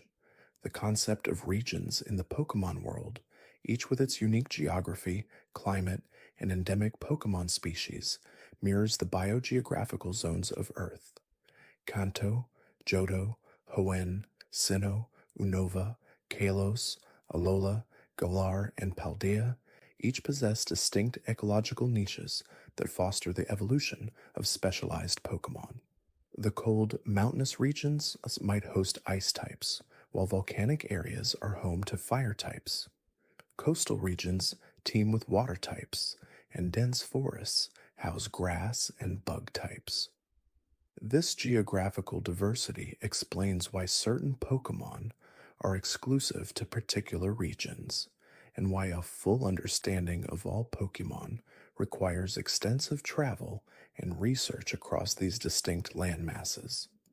It's a sophisticated world-building element that grounds the fantastical creatures in a sense of natural order, reflecting how geographical isolation and environmental pressures drive speciation in the real world. The unique cultural identities of each region also influence the Pokemon found there, sometimes through centuries of coexistence and mutual adaptation. It's a quiet testament to the profound influence of geography on life's diversity, a gentle whisper of the vastness and variety of the living world.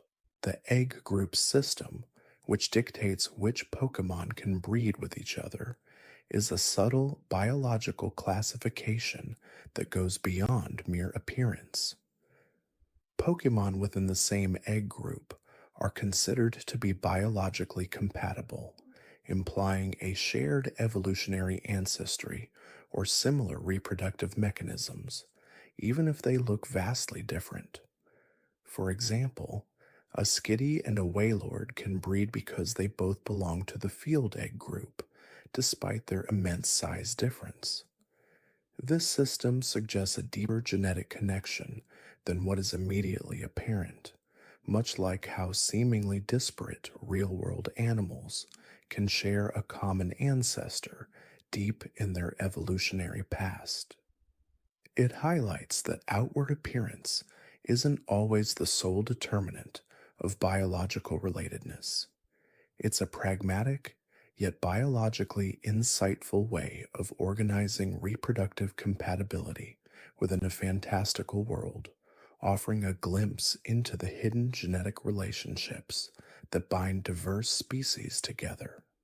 It's a quiet testament to the enduring threads of common ancestry that weave through the tapestry of life, a gentle whisper of the unseen connections that unite all living things. The phenomenon of friendship or affection in Pokemon, where a Pokemon's bond with its trainer can influence its battle performance or even trigger evolutions, speaks to the profound emotional and psychological dimensions of these creatures. This isn't just about training, it's about mutual respect, trust, and companionship. A Pokemon with high friendship might endure attacks it normally wouldn't, land critical hits more often, or even avoid being knocked out entirely, driven by its desire to please or protect its trainer. This mechanic highlights that Pokemon are not just tools for battle, but sentient beings capable of deep emotional bonds, akin to pets or even family members in the human world. Evolutions like Chansey into Blissey or Golbat into Crobat require high friendship, suggesting that emotional development and a strong bond are crucial for unlocking their full potential. It's a quiet testament to the power of connection and the profound impact that positive relationships can have on well being and growth. A gentle whisper of the love that binds hearts together. The existence of fossil Pokémon, creatures revived from ancient remains, provides a fascinating window into the deep history of the Pokémon world, mirroring our own paleontology. These Pokémon, like Aerodactyl or Omanite, offer tangible evidence of past ecosystems and species that once roamed the land and seas, long before the current era. The process of reviving them from fossils, often using specialized technology, implies that the genetic material of these ancient creatures has been remarkably preserved, allowing for their reintroduction into the present. This not only expands the diversity of Pokemon available, but also raises intriguing ethical and ecological questions about bringing extinct species back to life. Their presence in the modern world serves as a living link to the past, allowing researchers to study ancient biology and behavior firsthand. It's a quiet testament to the enduring nature of life's blueprint and the marvels of scientific rediscovery, a gentle whisper of the echoes of ancient worlds. The sheer variety of abilities that Pokemon possess, from levitation and immunity to status conditions to boosting stats under specific circumstances, showcases an incredible range of evolutionary adaptations and biological mechanisms. An ability like Intimidate, which lowers an opponent's attack, mirrors real world animal behavior where a threatening display can deter rivals. Swift Swim, which boosts speed in rain, is a direct adaptation to specific environmental conditions, allowing the Pokemon to thrive in its preferred habitat. Some abilities are purely defensive, others offensive, and some offer utility outside of battle. These abilities are not just random perks, they are integral to a Pokemon's ecological role and survival strategy, defining how it interacts with its environment and other Pokemon. They represent countless generations of natural selection, honing specific traits that provide an advantage. It's a quiet testament to the infinite ingenuity of evolution, constantly shaping and refining creatures to fit their niches, a gentle whisper of the subtle advantages that define survival. The concept of TMs and HMs, technical machines and hidden machines, which allow Pokemon to learn specific moves, offers a unique perspective on learned behaviors and innate potential. TMs represent a form of technological instruction where a Pokemon can learn a move by being exposed to the data contained within the machine. This implies a level of cognitive flexibility and adaptability where a Pokemon can acquire skills beyond its natural evolutionary path. HMs, on the other hand, often represent essential traversal abilities, like surf or fly, suggesting that these are deeper, more fundamental skills that once learned become a permanent part of a Pokemon's repertoire, often vital for navigating the world.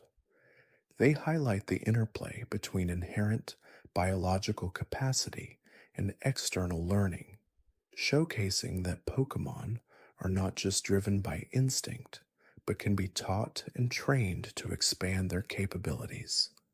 It's a quiet testament to the power of education and the capacity for growth that exists within all living beings, a gentle whisper of the endless possibilities of learning.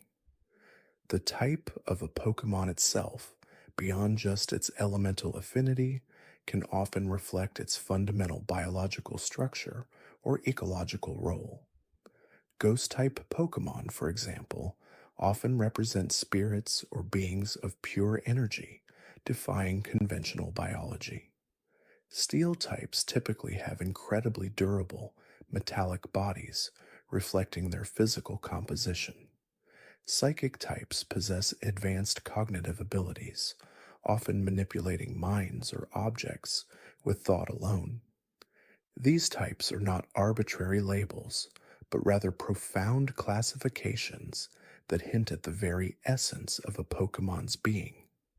A dual type Pokemon, like a grass poison type, signifies a creature that embodies characteristics of both, perhaps a plant that has developed toxic properties as a defense mechanism. This intricate typing system provides a deeper understanding of the Pokemon's fundamental nature, its strengths, and its vulnerabilities, painting a rich ecological portrait.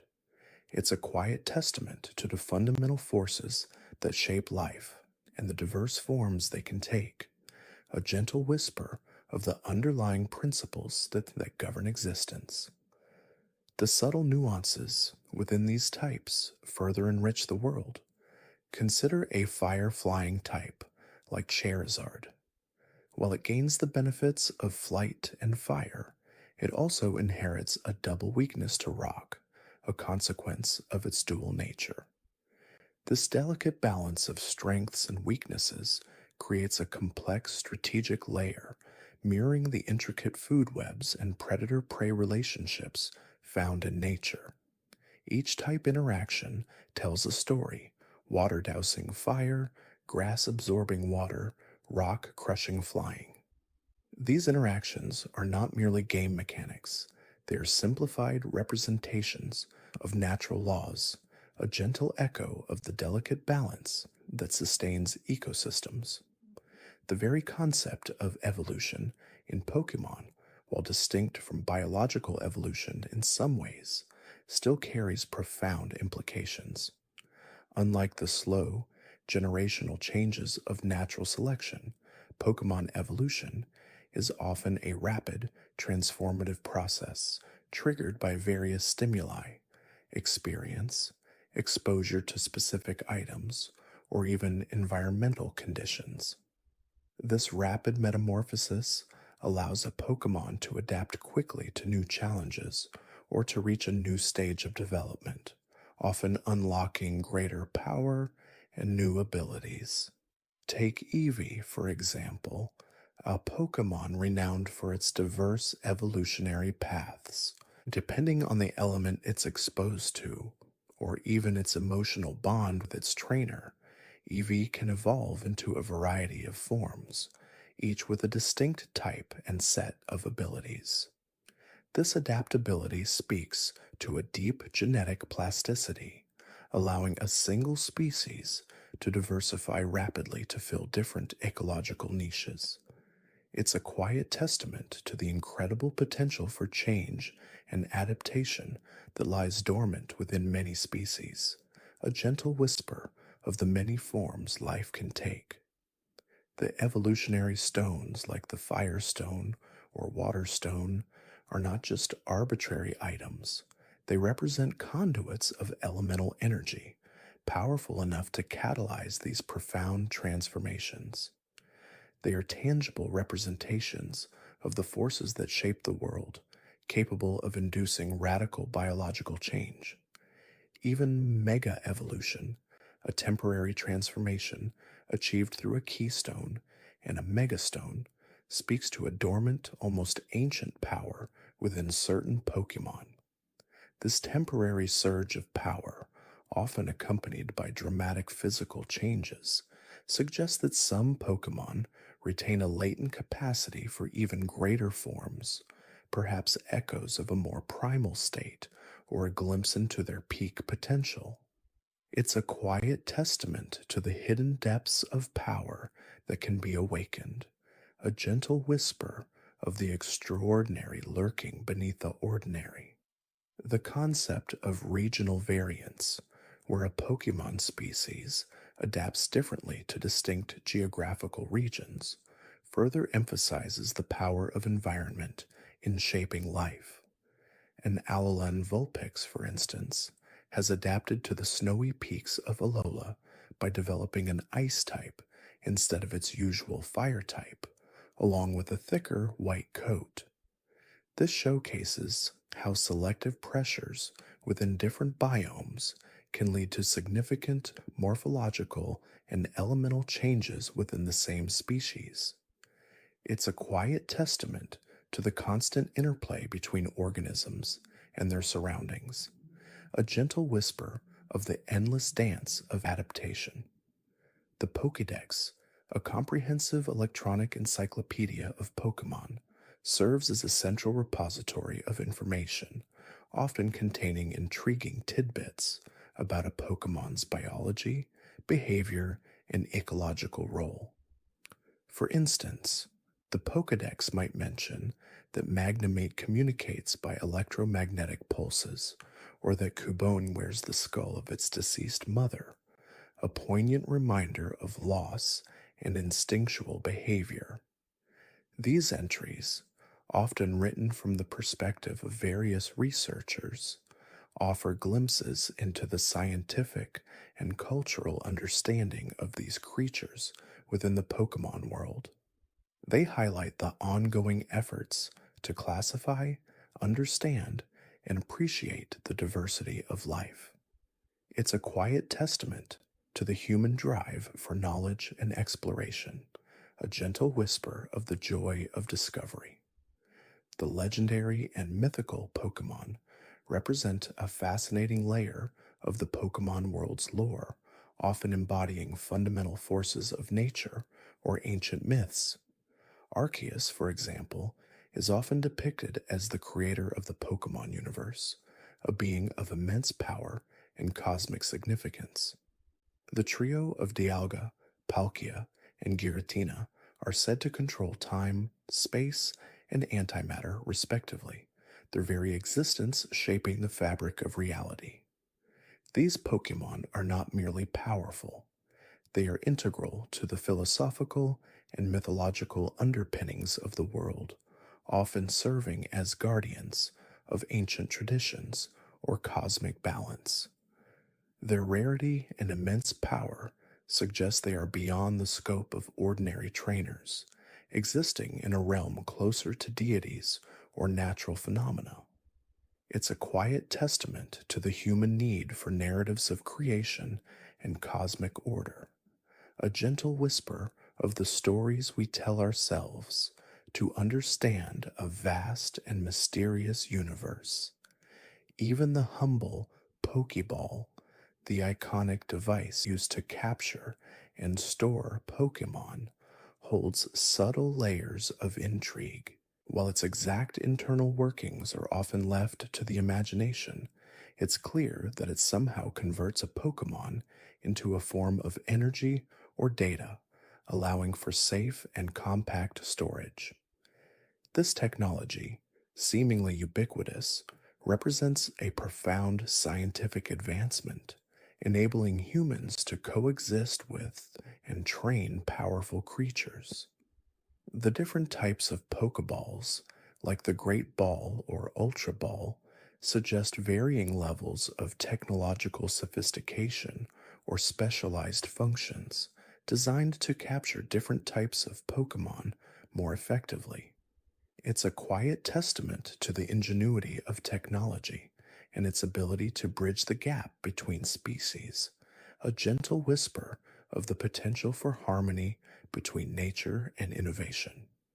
The concept of friendship or affection with a Pokemon impacting its battle performance or even triggering evolution, as seen with Espeon or Umbreon, suggests a deep emotional connection that transcends mere training. This bond, built through shared experiences, care, and trust, highlights the social and emotional intelligence of Pokemon. It implies that they are not just tools for battle, but sentient beings capable of forming profound relationships. This emphasis on friendship underscores a core message of the Pokemon world, that mutual respect and understanding are as important as strength. It's a quiet testament to the power of connection and the profound impact of empathy, a gentle whisper of the bonds that truly matter. The various regions within the Pokemon world, each inspired by real world locations like Japan, Kanto, Johto, Hoenn, Sinnoh, or France, Kalos, offer unique landscapes, cultures, and Pokemon. These regions are not just different settings, they are distinct ecosystems with their own endemic species, local legends, and cultural practices. The architecture, fashion, and even the culinary traditions often reflect the natural environment and the Pokemon that inhabit it. This rich tapestry of regional diversity creates a sense of a vast, interconnected world, each corner offering new discoveries and challenges. It's a quiet testament to the beauty of global diversity and the unique flavors each culture brings, a gentle whisper of the endless wonders our world holds. The gym leaders, powerful trainers specializing in a particular type of Pokemon, serve as benchmarks for a trainer's growth and skill. Their specialized teams and strategic approaches challenge trainers to think critically about type matchups and battle strategies. Beyond simply being obstacles, gym leaders often embody certain virtues or philosophies, contributing to the narrative and offering guidance to aspiring trainers. They represent the established order and the challenges one must overcome to achieve mastery. It's a quiet testament to the importance of mentorship and the journey of self improvement, a gentle whisper of the wisdom gained through experience.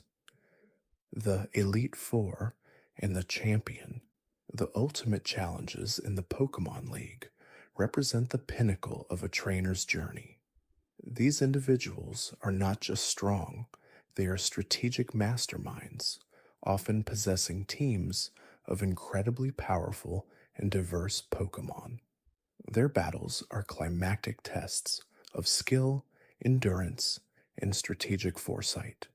Becoming the champion signifies not only immense power, but also a deep understanding of Pokemon and the world they inhabit.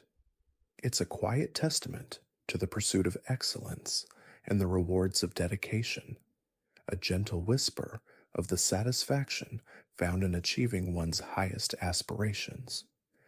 Even the seemingly mundane items found throughout the Pokemon world, from healing potions to rare candies, contribute to the lore and strategic depth.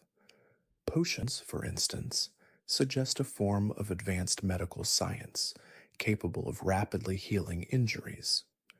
Rare candies, which instantly level up a Pokemon, hint at a concentrated form of nutritional or developmental enhancement. These items, whether natural or manufactured, speak to the ingenuity of the world's inhabitants and their ongoing efforts to understand and interact with Pokemon. It's a quiet testament to the small innovations that make life easier in the constant quest for improvement, a gentle whisper of the hidden value in everyday objects. The various professors who guide trainers at the beginning of their journey, like Professor Oak or Professor Elm, are not just exposition devices. They are leading researchers in their respective fields, dedicated to the study and understanding of Pokemon. Their quests often involve cataloging new species, researching ecological phenomena, or unraveling ancient mysteries. They represent the scientific pursuit of knowledge and the importance of observation and inquiry. Their guidance underscores the idea that learning and education are fundamental to becoming a successful trainer. It's a quiet testament to the enduring curiosity of the human mind and the endless pursuit of understanding, a gentle whisper of the profound impact of dedicated scholarship. The villainous teams, like Team Rocket or Team Plasma, often represent opposing ideologies or destructive ambitions, acting as foils to the protagonist's journey. Their motivations, whether for power, profit, or misguided ideals, reflect deeper societal conflicts and ethical dilemmas within the Pokemon world. Their existence highlights the challenges of maintaining balance and protecting the natural world from exploitation. These teams provide a narrative drive, forcing trainers to confront moral complexities and stand up for what is right.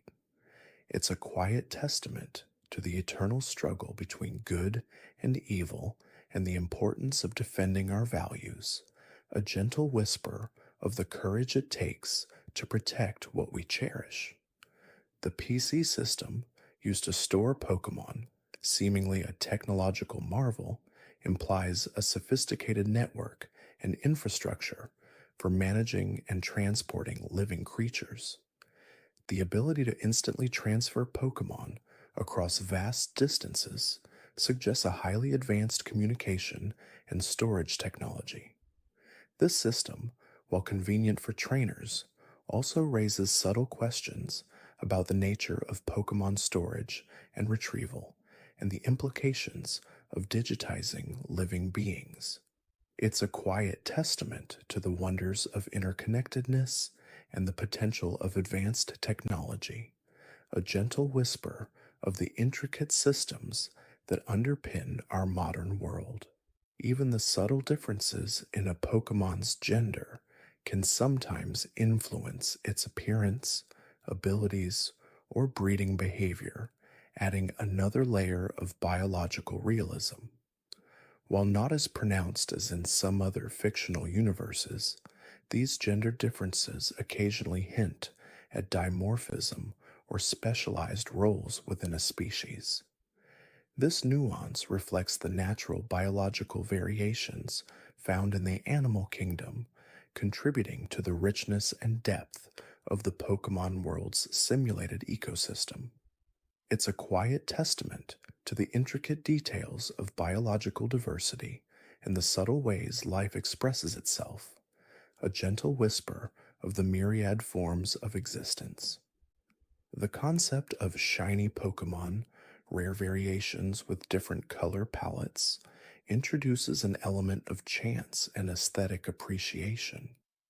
These Pokemon are identical in power to their regular counterparts, but are incredibly difficult to find, making them prized possessions for many trainers.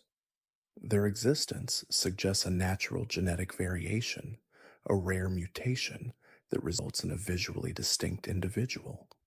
This phenomenon adds a layer of excitement to exploration and discovery, rewarding persistence and luck. It's a quiet testament to the beauty of rarity and the thrill of unexpected encounters, a gentle whisper of the hidden gems waiting to be found in the vastness of the world.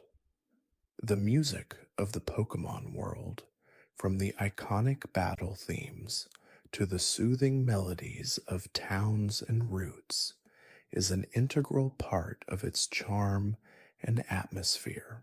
Each piece of music is carefully crafted to evoke specific emotions and reinforce the setting, whether it's the adventurous spirit of a new journey or the solemnity of an ancient ruin. These musical scores are not merely background noise, they are emotional anchors, deeply intertwined with the memories and experiences of players. They enhance immersion and contribute significantly to the overall feeling of the world. It's a quiet testament to the power of sound and its ability to transport us, a gentle whisper of the melodies that resonate deep within our souls. The act of trading Pokemon with other trainers is a fundamental social mechanic that fosters community and cooperation. It allows trainers to obtain Pokemon not available in their own games, complete their Pokédex, or acquire specific Pokemon for competitive battling. This exchange of Pokemon reflects a broader theme of collaboration and sharing, emphasizing that the journey is often better when undertaken with others. It encourages interaction and builds connections between individuals, mirroring real world social dynamics. It's a quiet testament to the joy of shared experiences and the bonds we forge through mutual exchange, a gentle whisper of the friendships that blossom from shared passions. The existence of Move tutors and Move Deleter services further highlights the dynamic nature of a Pokemon's skill set. Move tutors allow Pokemon to learn specific moves that they might not learn naturally, often for a price or in exchange for rare items. This suggests a specialized form of training or knowledge transfer. Conversely, the move deleter allows a Pokemon to forget a move, even an HM, providing flexibility and allowing trainers to customize their Pokemon's movesets. Those services underscore the idea that a Pokemon's abilities are not entirely static, but can be shaped and refined by dedicated training and access to specialized knowledge. It's a quiet testament to the continuous process of learning and unlearning, and the adaptive capacity that allows for constant growth and refinement, a gentle whisper of the ever evolving nature of skill itself. The concept of breeding Pokemon, introduced in the second generation, adds an entirely new layer of depth and strategy to the world. It allows trainers to produce offspring with desirable characteristics, such as specific abilities, natures, or even shiny variations, through careful selection of parent Pokemon. This intricate system simulates elements of genetics and inheritance, where traits are passed down and combined, leading to potentially powerful or unique new Pokemon. It requires patience and understanding of underlying mechanics, transforming the act of raising Pokemon into a nuanced scientific endeavor. This process of selective breeding can be seen as a microcosm of evolutionary principles where desirable traits are propagated through generations, leading to stronger and more specialized individuals. It's a quiet testament to the intricate dance of life and inheritance, a gentle whisper of the subtle forces that shape future generations. The enigmatic Unown, a species of Pokemon that resembles ancient alphabetical characters, offers a fascinating glimpse into the world's hidden lore and ancient civilizations. Each form of Unknown corresponds to a letter of the alphabet, and sometimes punctuation marks, hinting at a forgotten language or a mystical script. Their appearance is often tied to ancient ruins or mysterious dimensions, suggesting a deep connection to the world's untold history and spiritual energy. They are not typically used in competitive battles, instead serving as a puzzle or a collectible, encouraging exploration and observation. Their presence often accompanies cryptic messages or unlocks hidden pathways, inviting trainers to delve deeper into the mysteries of the past. It's a quiet testament to the power of ancient symbols and forgotten languages, a gentle whisper of the secrets etched into the very fabric of time. The distinction between physical and special attacks, a crucial element of battle mechanics, fundamentally alters strategic considerations. Originally, an attack's classification as physical or special was determined by its type. For example, all fire-type attacks were special. However, from the fourth generation onwards, this distinction became move-specific, meaning a fire-type Pokemon could have both physical and special fire-type attacks.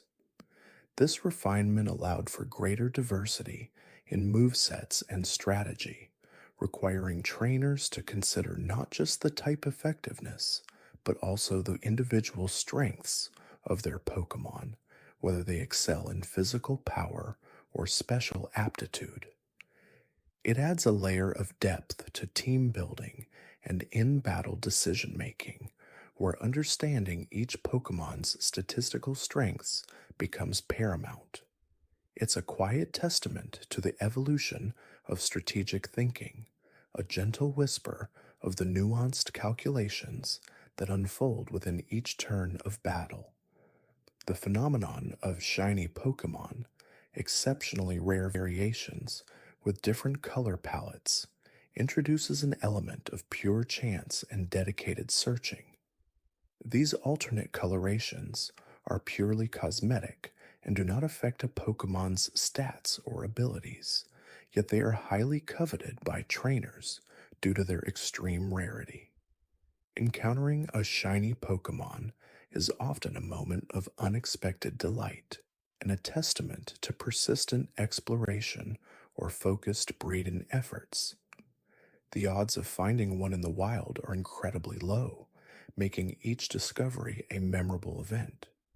This pursuit of shinies encourages long term engagement and offers a unique collecting challenge, often leading trainers to employ specific strategies like chaining or Masuda method breeding to increase their chances. It's a quiet testament to the allure of the unique and the thrill of the chase, a gentle whisper of the subtle beauty found in unexpected variations.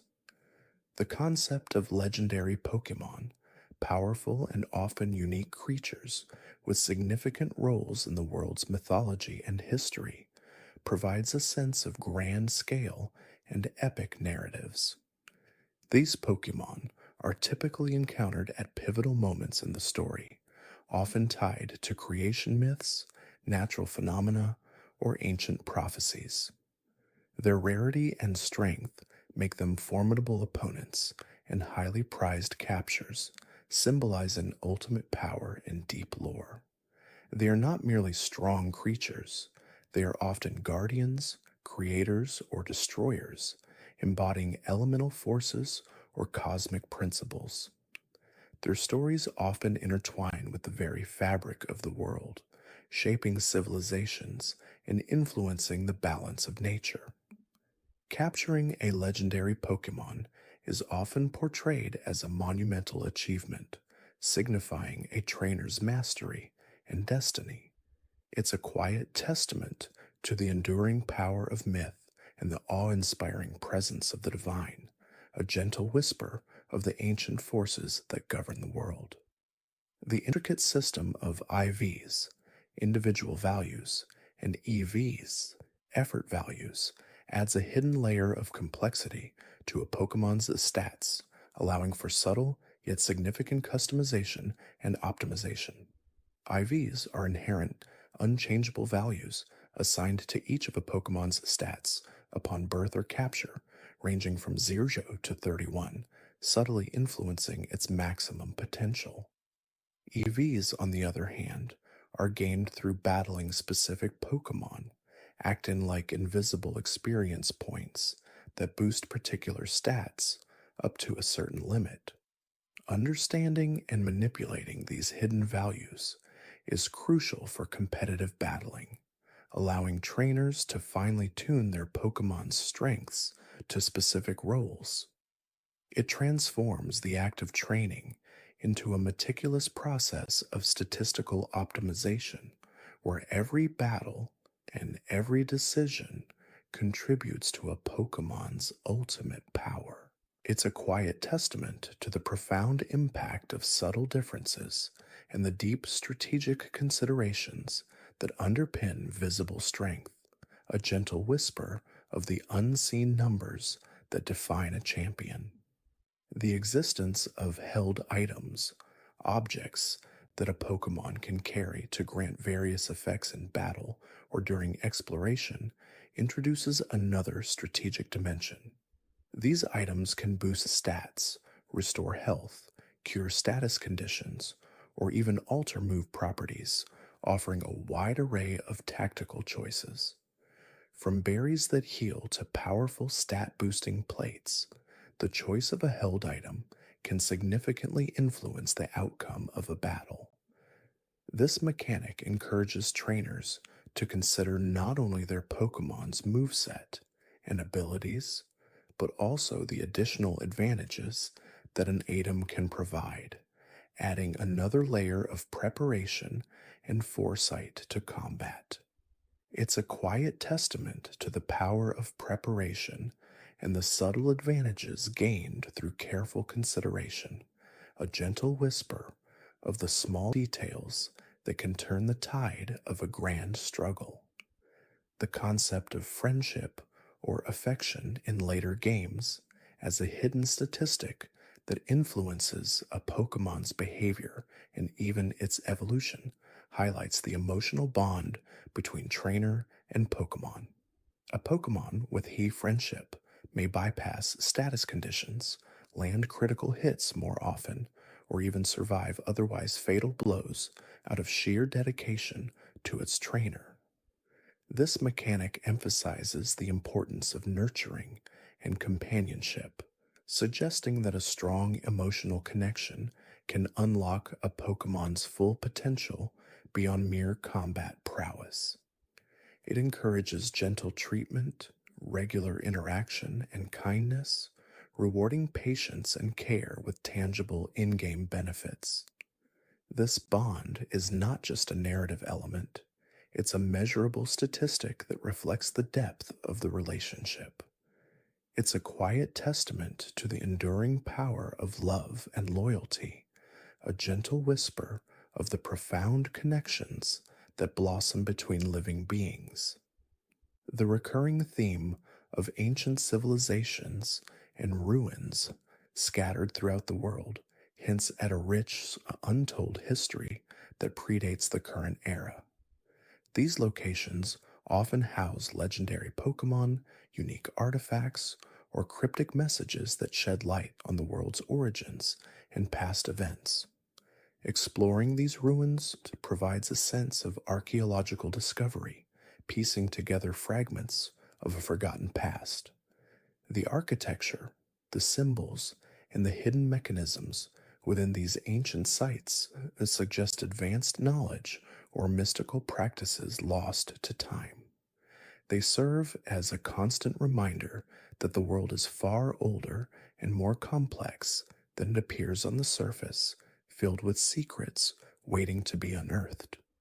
It's a quiet testament to the passage of time and the echoes of bygone eras, a gentle whisper of the stories etched into the very stone of the earth. The function of the PC storage system, allowing trainers to store hundreds of Pokemon beyond their immediate party, reflects a practical need for organization and collection. This seemingly simple mechanic is crucial for completing the Pokédex, breeding, and managing a diverse roster of Pokemon for various challenges. It creates a digital space where trainers can curate their collections, track their progress, and rotate their active team members. The concept of releasing Pokemon from the PC also introduces a poignant element, where trainers must sometimes choose to part with creatures they've caught, highlighting the ephemeral nature of some encounters. It's a quiet testament to the systematic management of a vast collection and the practicalities of a trainer's journey, a gentle whisper of the organized chaos that defines a truly comprehensive collection. The existence of type matchups as a fundamental rock-paper-scissors mechanic is central to every battle. Understanding which types are effective, not very effective, or have no effect against others is the cornerstone of strategic combat. This elemental system provides a clear framework for decision-making in battle, encouraging trainers to learn and memorize the intricate web of interactions between the 18 different Pokemon types. It adds a layer of intellectual challenge, transforming every encounter into a puzzle to be solved. This system not only dictates damage output, but also influences status conditions and abilities, making type knowledge paramount for success. It's a quiet testament to the elegance of elemental balance and the predictable patterns within seemingly chaotic encounters, a gentle whisper of the underlying rules that govern all conflict. The concept of abilities, passive skills that provide various benefits in battle or during exploration, adds another layer of individuality and strategic depth to each Pokemon. These abilities can range from boosting certain stats under specific conditions, altering move effects, nullifying weaknesses, or even affecting the weather. Each Pokemon typically has one or two possible abilities, with some having a rare hidden ability that can only be obtained through specific means. Choosing the right ability for a Pokemon's role in a team is as important as selecting its moveset, offering diverse tactical options and unique playstyles.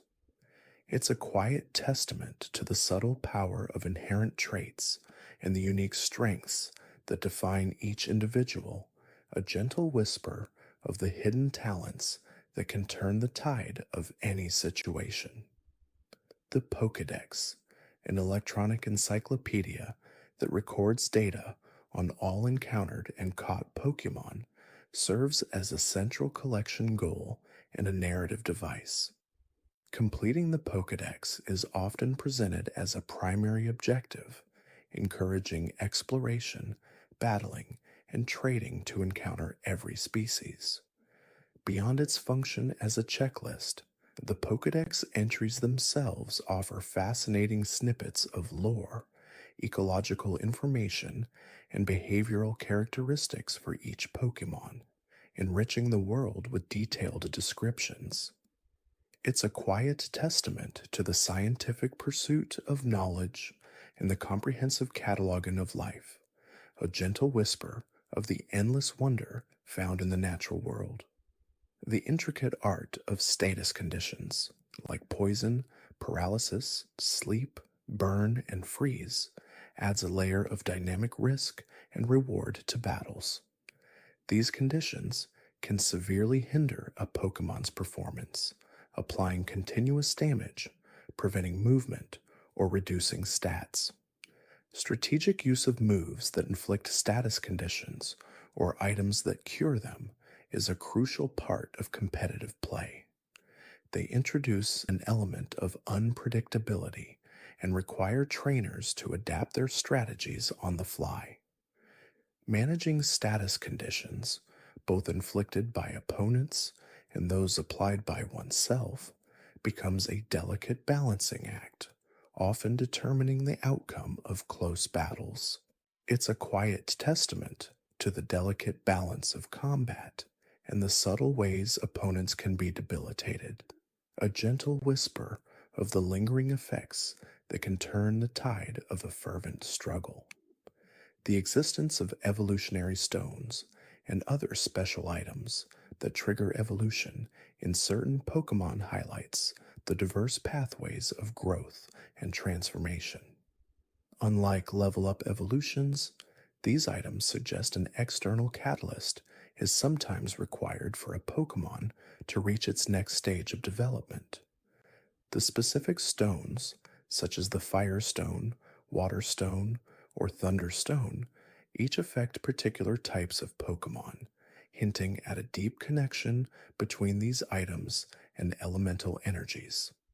This mechanic adds an extra layer of strategy to team building, as trainers must decide when and how to best utilize these precious items to optimize their Pokemon's potential. It's a quiet testament to the mysteries of transformation and the powerful forces that can unlock latent potential, a gentle whisper of the profound changes that can be sparked by a single, resonant touch. The concept of critical hits, Random instances where an attack deals increased damage introduces an element of luck and dramatic tension into battles. While somewhat unpredictable, certain moves and items can increase the likelihood of landing a critical hit, allowing for some strategic manipulation. These moments of amplified damage can swing the momentum of a battle, turning a close fight into a decisive victory or unexpectedly knocking out a resilient opponent. The exhilaration of landing a critical hit or the frustration of being on the receiving end adds a layer of excitement to every turn. It's a quiet testament to the unpredictable nature of combat and the sudden bursts of power that can alter destiny, a gentle whisper of the thrilling chance that lingers in every decisive strike. The phenomenon of gender differences in certain Pokemon species, where males and females exhibit distinct physical characteristics, adds a subtle layer of biological realism and diversity to the world. These differences can range from minor cosmetic variations, like a longer horn or a different pattern, to more pronounced distinctions in body shape or coloration. While often purely aesthetic, these differences sometimes tie into breeding mechanics or specific evolutionary paths. It encourages trainers to observe the subtle nuances within a species and appreciate the natural variations that exist in the animal kingdom. It's a quiet testament to the intricate details of biological diversity and the subtle distinctions that define life, a gentle whisper of the natural beauty found in variation. The day and night cycle and its impact on the world, from affecting Pokemon appearances to influencing evolution and events, provides a dynamic and immersive environment. Certain Pokemon only appear at specific times of day, encouraging exploration across different time periods. The cycle also influences the power of certain moves, affects the atmosphere of towns, and can even be a requirement for certain evolutions. This mechanic grounds the world in a sense of natural rhythm, mirroring the real world's passage of time and its effects on various ecosystems. It adds another dimension to exploration and discovery, where patience and timing can unlock new encounters and opportunities. It's a quiet testament to the rhythmic flow of time and its profound influence on the living world, a gentle whisper of the secrets that unfold with the rising and setting of the sun. The TMs, technical machines, and HMs, hidden machines, provide trainers with a flexible way to teach Pokemon a wide array of moves, expanding their combat potential and utility. TMs are single-use or multi-use items that teach specific moves, allowing trainers to customize their Pokemon's attacks beyond what they learn naturally. HMs, on the other hand, are special moves that not only function in battle, but also have practical uses in the overworld, like cutting down trees or surfing across water, enabling access to new areas. This system encourages strategic decision making in both battle preparation and exploration, as trainers must carefully consider which moves to teach their Pokemon to overcome various challenges. It's a quiet testament to the power of specialized instruction and the practical application of learned skills, a gentle whisper of the ingenious ways knowledge can unlock new paths. The concept of regional variance, where certain Pokemon species exhibit different forms and types in specific regions due to environmental adaptation, highlights the ecological diversity of the world. These variants, like Alolan Vulpix or Galarian Meowth, showcase how a species can evolve differently when exposed to distinct climates, food sources, or predatory pressures. They offer a fascinating blend of familiar and new, reminding trainers that life is constantly adapting and changing. These regional forms often come with unique abilities and move pools, adding fresh strategic considerations for species that might otherwise be well known. It's a quiet testament to the enduring power of adaptation and the rich tapestry of life shaped by environments, a gentle whisper of the endless variations found across vast and diverse lands. The enigmatic missing no glitch, a famous programming oversight in the first generation games, became a cultural phenomenon and a testament to the early days of video game exploration.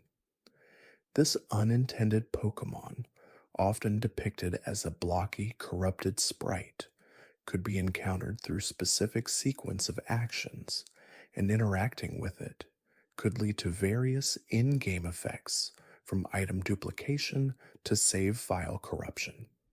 While officially a bug, its existence fostered a sense of mystery and experimentation among players, pushing the boundaries of what was possible within the game's code. It became a legendary secret, whispered among schoolyards and playground, a symbol of the hidden depths and unexpected discoveries within digital worlds. It's a quiet testament to the unforeseen consequences of code and the unique allure of the accidental, a gentle whisper of the strange wonders found beyond the intended boundaries of creation. The concept of shiny Pokemon, exceptionally rare variations of species with different color palettes, introduces an additional layer of rarity and excitement to the act of Pokemon catching. These elusive creatures, often shimmering with a distinct sparkle upon entering battle, are sought after by collectors and competitive players alike for their aesthetic appeal and bragging rights. Their extreme scarcity, with odds typically ranging from 1 in 4,096 to 1 in 8,192 in mainstream games, makes each encounter a momentous occasion, a true test of patience and perseverance. The thrill of stumbling upon a shiny Pokemon unexpectedly, or dedicating countless hours to shiny hunting through methods like breeding or reset encounters, creates a unique bond between trainer and creature, transforming a familiar face into a treasured rarity. It's a quiet testament to the allure of the exceptional and the dedication required to find beauty in the subtle shifts of hue, a gentle whisper of the extraordinary hidden within the ordinary. Delving into the lore surrounding legendary Pokemon, we uncover creatures of immense power and historical significance, often intertwined with the creation myths and ecological balance of the world. These singular beings, like the majestic Arceus, said to be the creator of all Pokemon, or the powerful Groudon and Kyogre, whose clash-shaped continents and oceans represent fundamental forces of nature or ancient cosmic events. Their rarity is not just a gameplay mechanic, but a reflection of their unique status within the Pokemon universe, often appearing only in times of great need or under very specific historical circumstances. Encountering and attempting to capture a legendary Pokemon is always presented as a monumental challenge, a test of a trainer's skill, courage, and understanding of the delicate balance of the world. These encounters are more than just battles. They are often pivotal moments in the narrative, shaping the fate of regions and sometimes even the entire planet. It's a quiet testament to the awe-inspiring power of myth and the profound impact of ancient forces, a gentle whisper of the deep, enduring legends that shape the very fabric of existence.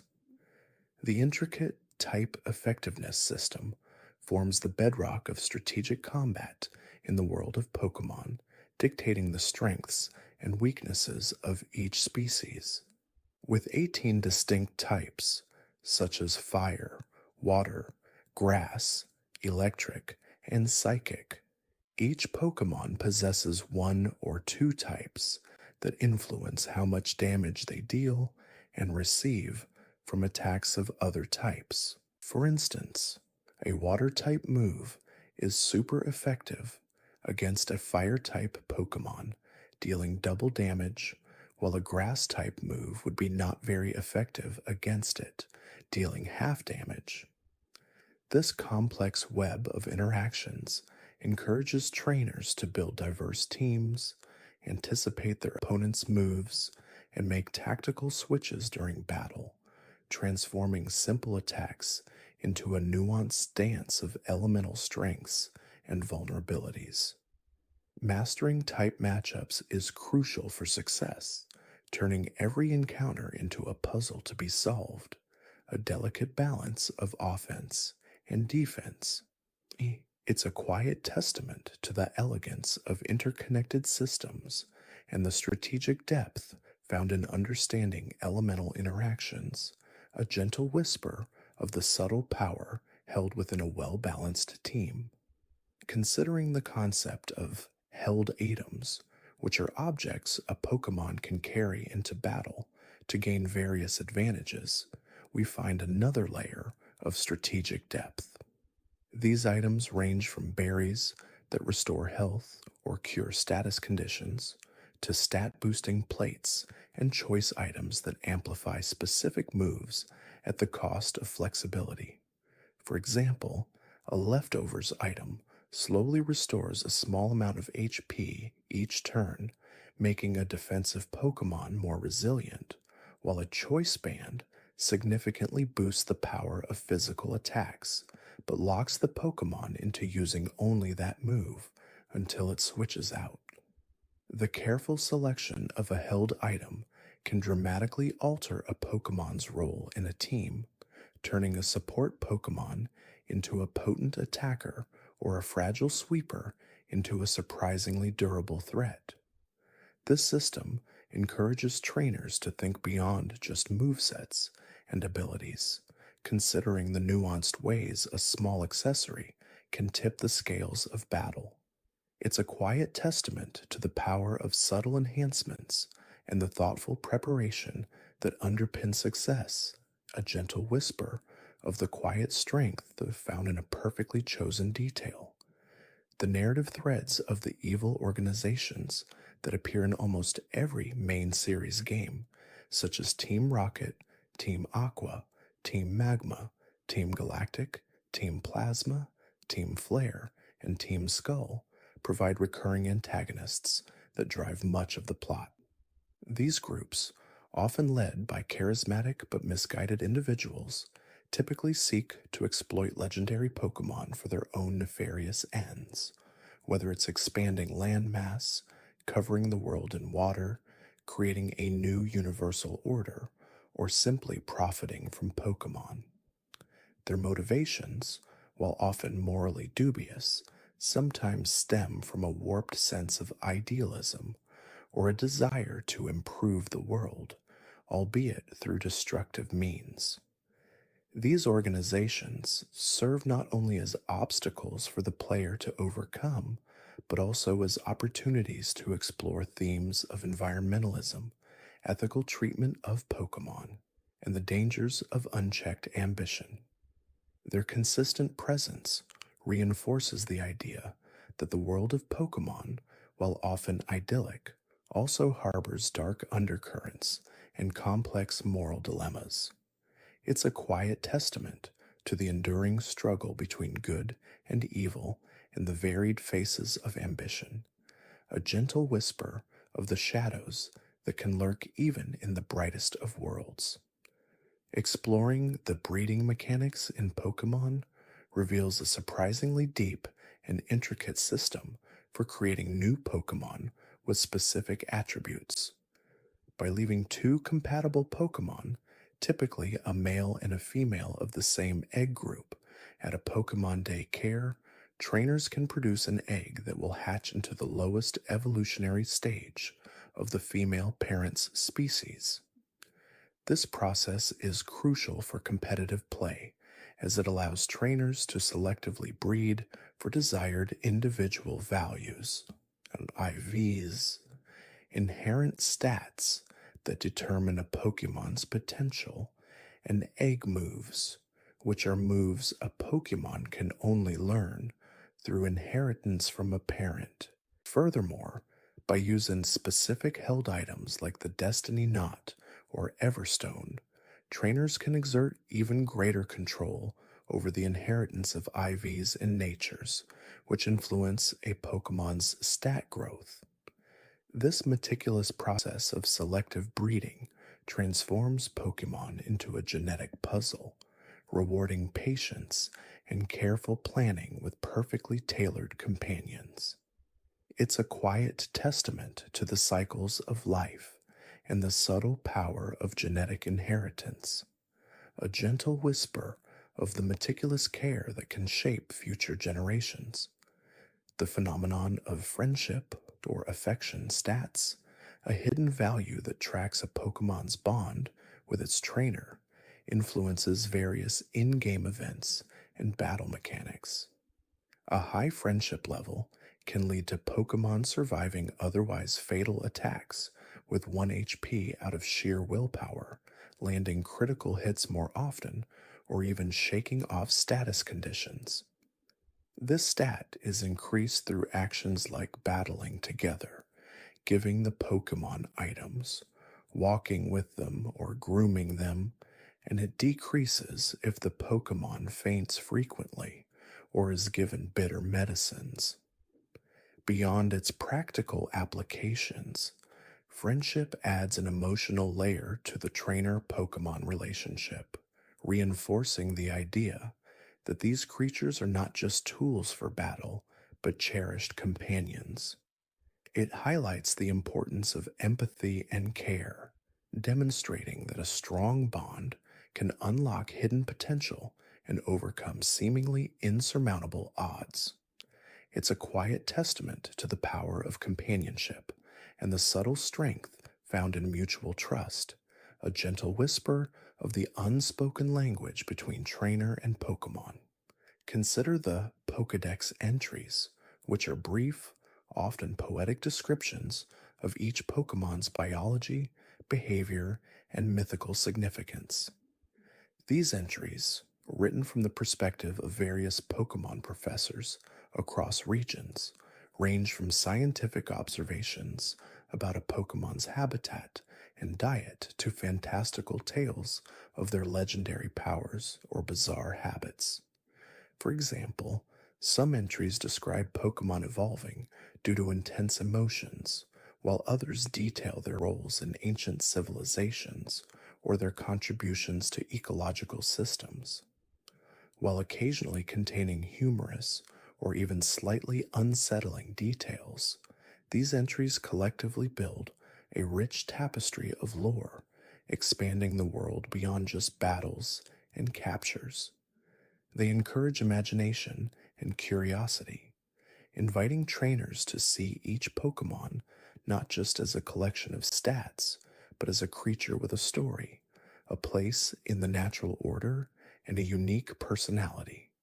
It's a quiet testament to the art of observation and the endless stories woven into the natural world, a gentle whisper of the wonders encapsulated in a single descriptive paragraph. The prevalence of gym leaders and the Elite Four as benchmarks of trainer skill and progress forms a fundamental structure of the Pokemon journey. Gym leaders, powerful trainers specializing in a particular Pokemon type, challenge aspiring champions to demonstrate their strategic prowess and understanding of type matchups. Defeating them earns a gym badge, a symbol of growth and accomplishment, and unlocks access to new areas and stronger Pokemon. The ultimate goal is to conquer the Elite Four, a quartet of exceptionally strong trainers, and then face the reigning Pokemon champion, proving one's mastery of all aspects of Pokemon battling. This progression system provides clear objectives and a sense of constant advancement, turning the journey into a series of escalating trials. It's a quiet testament to the virtues of perseverance and the pursuit of mastery, a gentle whisper of the satisfaction found in overcoming progressively greater challenges. Exploring the various evolutionary methods reveals the diverse and sometimes unconventional ways Pokemon transform into more powerful forms. While many Pokemon evolve simply by reaching a certain experience level, others require specific conditions.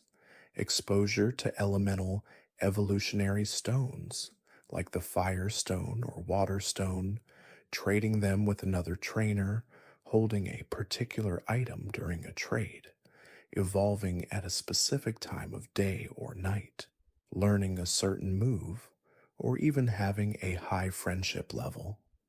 Some Pokemon have branching evolutions, where different conditions lead to different evolved forms, adding an element of choice and strategy. The varied methods ensure that evolution is not a monotonous, linear process, but a dynamic and often surprising event, encouraging trainers to experiment and explore the unique needs of each species. It's a quiet testament to the intricate pathways of growth and the unique conditions that unlock hidden potential, a gentle whisper of the many forms that change can take. The concept of abilities, unique passive effects that each Pokemon possesses, adds another layer of individuality and strategic depth to battles. These abilities can range from boosting a Pokemon's stats under certain conditions, like Blaze, increasing fire type move power when HP is low, to altering weather conditions upon entry, like Drizzle, summoning rain. Some abilities provide immunity to certain types of moves or status conditions, while others affect items or even the opponent's Pokemon. A well chosen ability can completely redefine a Pokemon's role in a team, turning a seemingly ordinary creature into a formidable threat or a crucial support unit. Understanding and leveraging each Pokemon's ability is essential for competitive play, transforming battles into a complex interplay of inherent traits and tactical decisions. It's a quiet testament to the subtle power of inherent talents and the strategic advantage found in unique passive traits, a gentle whisper of the quiet strengths that lie within. The existence of move tutors, non player characters who can teach Pokemon specific moves outside of leveling up, or TMs, offers additional flexibility in customizing a Pokemon's moveset. These tutors often appear in specific locations, sometimes requiring rare items or a certain number of battle points as payment. They can teach powerful pledge moves that combine into stronger effects when used together, or ultimate moves that are exceptionally strong but can only be learned by fully evolved starter Pokemon. Some tutors specialize in ancient or forgotten moves, providing a link to the past and offering unique offensive or defensive options. This system allows trainers to fine tune their Pokemon's capabilities, bridging gaps in their natural move pools and creating unexpected strategic combinations. It's a quiet testament to the value of specialized knowledge and the enduring legacy of unique skills, a gentle whisper of the quiet wisdom that can be passed down through instruction. The cyclical nature of the Pokemon League Challenge, where trainers aim to collect all 8 gym badges and then challenge the Elite Four and Champion, mirrors a journey of self discovery and growth. Each region presents its own set of challenges, its own unique gym leaders, and its own narrative arc, yet the fundamental structure remains a constant. This repetition, far from being monotonous, reinforces the core themes of dedication, perseverance, and the ever present goal of becoming a Pokemon master. It provides a comforting rhythm, a familiar path upon which new stories unfold and new companions are met. The process of starting anew in a different region with different Pokemon and different challenges, but with the same ultimate objective, highlights the universal appeal of the journey itself rather than just the destination. It's a quiet testament to the enduring power of aspiration and the timeless appeal of a well trodden path, a gentle whisper of the comfort found in a beloved ritual. The deep lore surrounding ancient civilizations and their interactions with Pokemon enriches the world with a sense of history and mystery.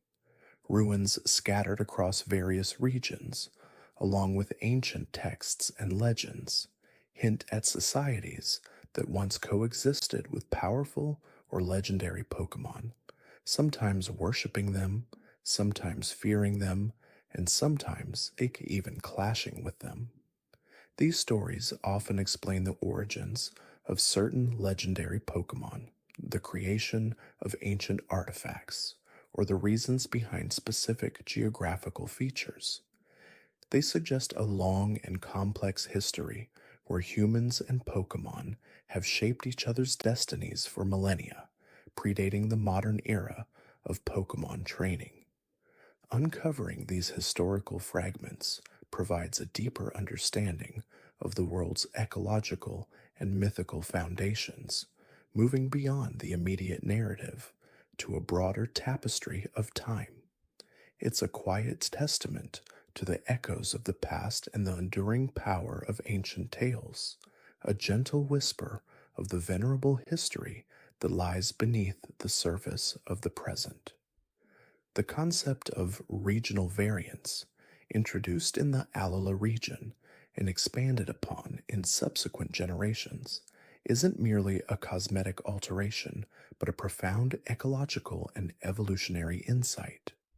These variants, such as Alolan Vulpix or Galarian Meowth, showcase how Pokemon adapt to diverse environments over long periods, leading to changes in their appearance, type, abilities, and even behavior. The familiar forms we know are often just one adaptation among many, shaped by specific climates, available food sources, and predator pressure. For instance, the ice-type Alolan Vulpix evolved from its fire-type Kanto counterpart to survive in snowy mountain regions, developing a thicker coat and a mastery over cold elements. This illustrates a fundamental principle of biodiversity, that life finds a way to thrive even in challenging circumstances, often by diverging from its ancestral forms. Each regional variant tells a subtle story of survival and adaptation, a testament to the dynamic nature of evolution within the Pokemon world. It's a quiet testament to the intricate dance of nature and nurture, and the gentle whisper of how life, in all its forms, responds to the whispers of the world around it. The unique properties of held items add a subtle yet significant layer of strategy to Pokemon battles, transcending mere statistical boosts. An item like the Focus Sash allows a Pokemon to endure a lethal blow with 1 HP remaining, potentially turning the tide of a battle, while leftovers slowly restore HP each turn, offering sustained recovery. Beyond these battle-oriented effects, items like the Everstone have lore implications, preventing a Pokemon from evolving, perhaps to preserve a preferred form or to allow a trainer more control over their team's progression. The choice of a held item often reflects a trainer's strategic philosophy, enhancing a Pokemon's strengths or mitigating its weaknesses in ways that movesets alone cannot achieve.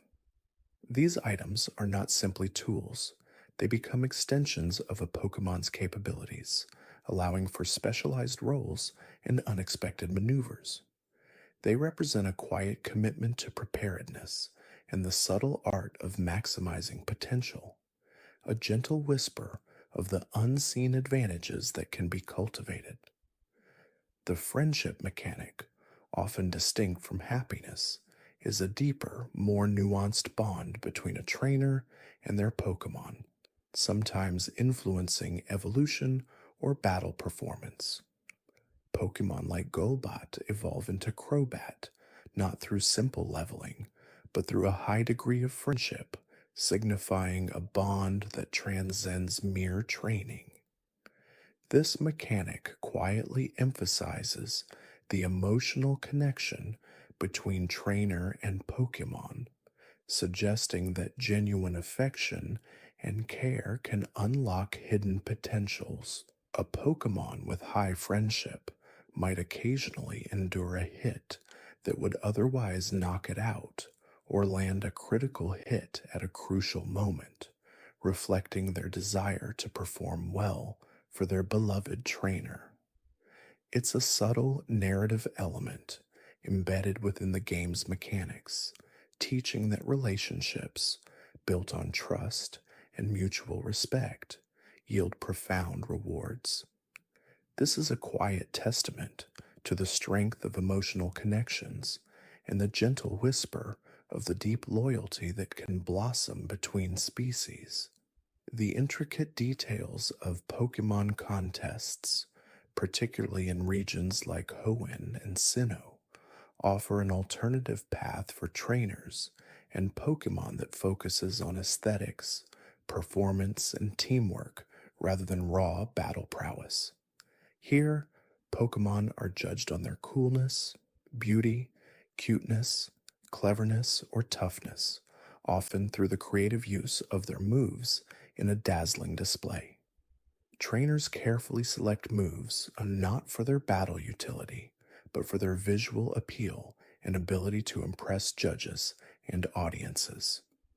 This aspect of the Pokemon world expands the definition of mastery, showing that a Pokemon's value isn't solely in its fighting ability, but also in its grace, charm, and ability to entertain. It highlights the diverse talents of Pokemon and the varied aspirations of trainers, showing a quieter, more artistic side to their partnership. It's a quiet testament to the beauty of expression and the gentle whisper of the many forms that greatness can take. The concept of shinies, or alternately colored Pokemon, is a fascinating statistical anomaly that adds a layer of rarity and enchantment to the collecting aspect of the games. Encountering a shiny Pokemon is an incredibly rare event, often with odds of several thousand to one, making each discovery a moment of genuine surprise and excitement. These color variations are purely aesthetic, offering no statistical advantage in battle, yet their allure is immense, driving many trainers to embark on dedicated, shiny hunts. The origin of these alternate colors is never explicitly explained, adding to their mystique and suggesting a natural, albeit rare, genetic variation within the species. It's a quiet testament to the thrill of discovery and the allure of the unique, a gentle whisper of the unexpected treasures that can be found in the world. The Underground, or Grand Underground, in Sinnoh presents a unique subworld where trainers can dig for fossils, spheres, and even build secret bases.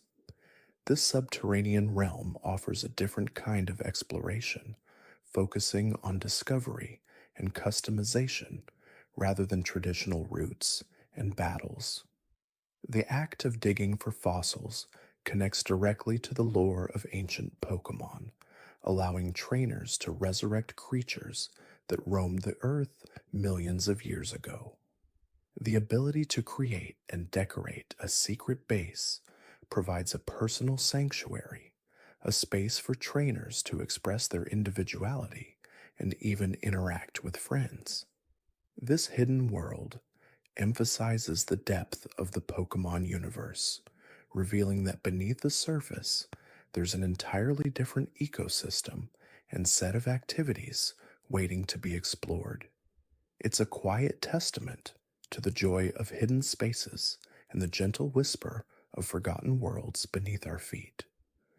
The Poképelago in the Alola region offers a serene, almost resort like environment for Pokemon that are not actively in a trainer's party.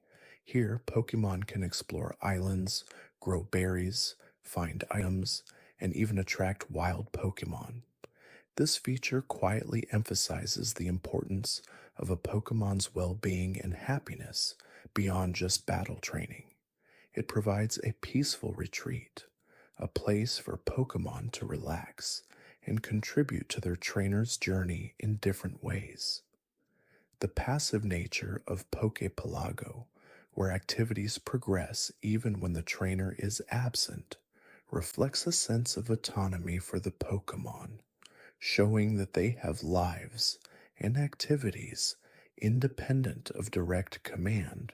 It's a quiet testament to the value of rest and leisure, and the gentle whisper of a harmonious coexistence. The Move Relearner and Move Deleter services offer crucial flexibility in managing a Pokemon's learned moves, allowing trainers to adapt strategies and correct mistakes.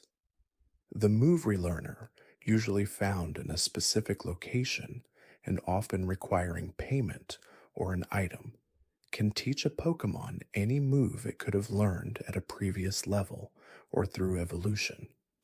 This is invaluable for trainers who might have accidentally deleted a powerful move or acquired a Pokemon that already passed a key learning level.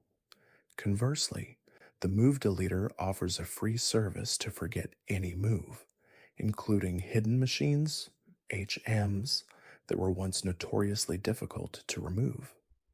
These services underscore the idea that a Pokemon's moveset is not static but can be refined and optimized over time, allowing for greater strategic depth and customization. It's a quiet testament to the power of second chances and the gentle whisper of adaptability. The existence of mythical Pokemon, distinct from legendary Pokemon, adds another layer of exclusivity and wonder. Mythical Pokemon such as Mew, Celebi, or Jirachi are often tied to specific events or distributions, making them incredibly rare and sought after. Their lore typically involves unique powers, often linked to creation, time, space, or other fundamental forces, but they are generally less involved in the direct narratives of regional legends compared to true legendaries. Their scarcity and the often mysterious means of acquiring them contribute to a sense of profound wonder and whispered secrets, as if they exist on a different plane of existence, only occasionally gracing the human world with their presence. It's a quiet testament to the allure of the truly rare and the gentle whisper of secrets hidden from the common gaze. The lore surrounding Mega Evolution, while a temporary phenomenon, introduced a powerful and visually striking transformation that pushed the boundaries of a Pokemon's potential.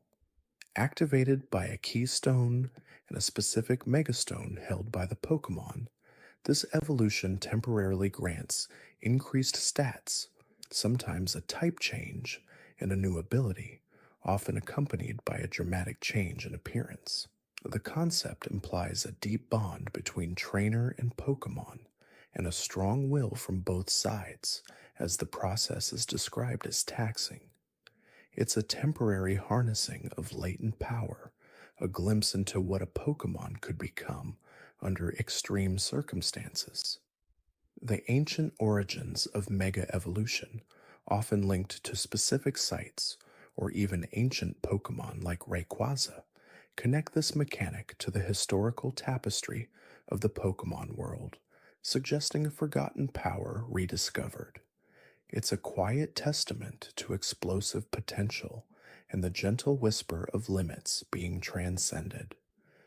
The various gym leader rematches available in later games offer a quiet acknowledgement of a trainer's growth and the enduring rivalries within the Pokemon world. After defeating the Elite Four and becoming champion, trainers often have the opportunity to challenge gym leaders again, but this time, the gym leaders have stronger teams, often with higher level Pokemon, new strategies, and sometimes even Pokemon from different regions. These rematches signify that the journey doesn't end with the championship, it evolves. They provide a continuous challenge and a chance to test new team compositions against familiar yet elevated opponents. It's a quiet testament to the ongoing pursuit of mastery and the gentle whisper of friendly competition that never truly ends. The battle frontier in certain games, particularly Emerald and Platinum, represents the pinnacle of post game challenge, offering a series of diverse battle facilities, each with its own unique rules and objectives. Unlike the straightforward gym challenge, the battle frontier demands strategic versatility, adaptability, and often a deep understanding of battle mechanics. Facilities like the Battle Tower, Battle Factory, or Battle Pike present different obstacles, from renting Pokemon to navigating a labyrinth with random encounters. Conquering the battle frontier is often considered a greater test of a trainer's skill than even defeating the champion, as it requires sustained excellence across multiple formats. It's a quiet testament to the endless pursuit of competitive excellence and the gentle whisper of ultimate challenges. The subtle differences in Pokemon genders extend beyond breeding, occasionally influencing cosmetic appearance, movesets, or even evolutions. For instance, the male and female Unfazant have distinct feather patterns, while only female Combi can evolve into Vespiquen. These distinctions, though often minor, add a touch of biological realism and diversity to the Pokemon population.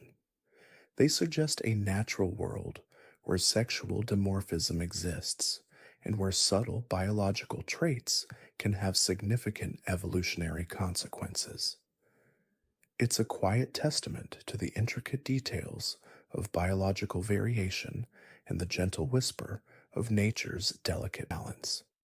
The berry system, particularly in generations 3rds through 5th, was a surprisingly complex mini-game involving planting, watering, and harvesting various berries that had diverse effects. Beyond just restoring HP or curing status conditions, some berries had strategic uses in battle, reducing the power of specific type attacks or increasing stats when a Pokemon was in trouble. The act of growing berries provided a tranquil, almost meditative activity, a break from the intensity of battles. It connected the Pokemon world to a natural agrarian rhythm, highlighting the symbiotic relationship between humans, Pokemon, and the environment.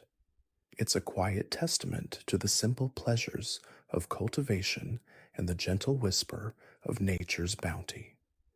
The Safari Zone and Pal Park mechanisms offer unique methods of Pokemon acquisition, diverging from traditional wild encounters or trading.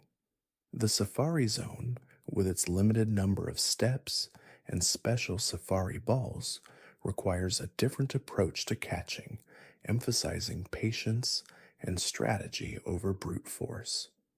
Pal Park, designed to transfer Pokemon from older generation games, acted as a gentle bridge between different eras of Pokemon adventures, allowing beloved companions to continue their journey in new regions.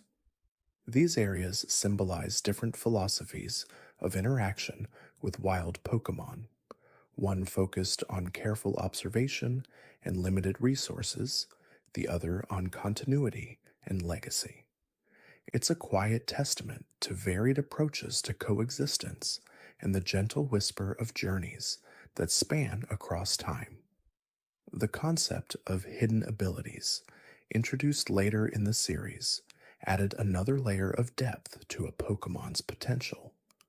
These abilities are often more powerful or strategically unique than a Pokemon's standard abilities and can only be obtained through specific methods, such as certain events, breeding from a Pokemon with a hidden ability, or encountering them in specific areas like the Dream World or max raid battles. A hidden ability can completely change a Pokemon's viability in competitive play, offering new strategies and roles. For example, a Pokemon like Superior with its hidden ability. Contrary, which reverses stat changes, becomes a formidable force, whereas its standard abilities are less impactful.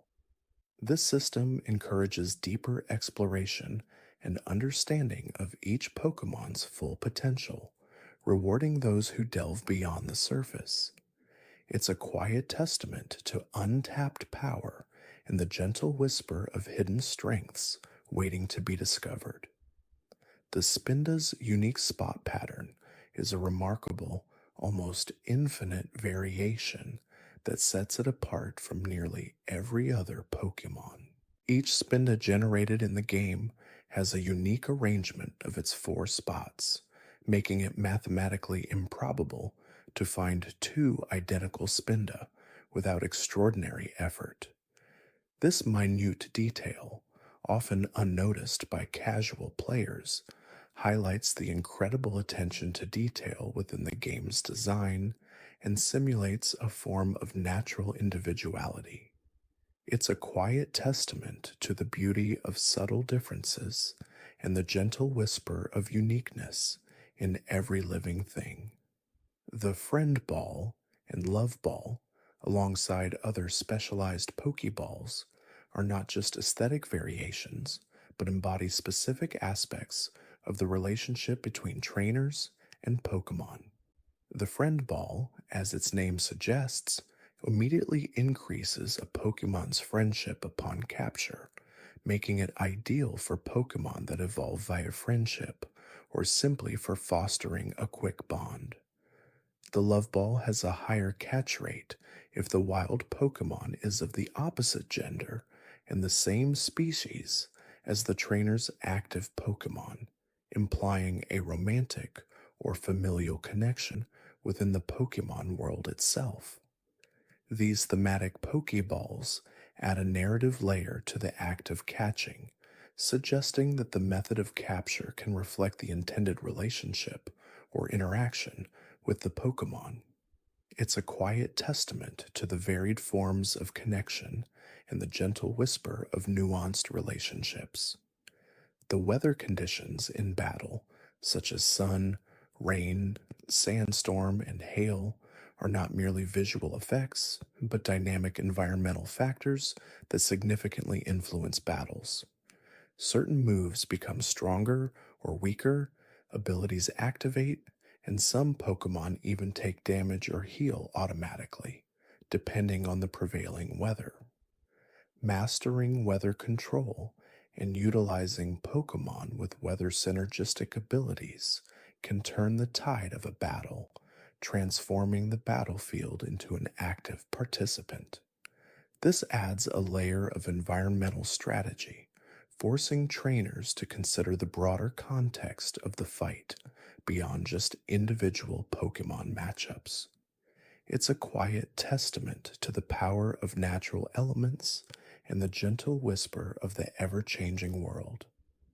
The Rotom forms, where the electric ghost Pokemon Rotom can possess various household appliances to change its type and learn new moves, showcase an imaginative approach to Pokemon diversity.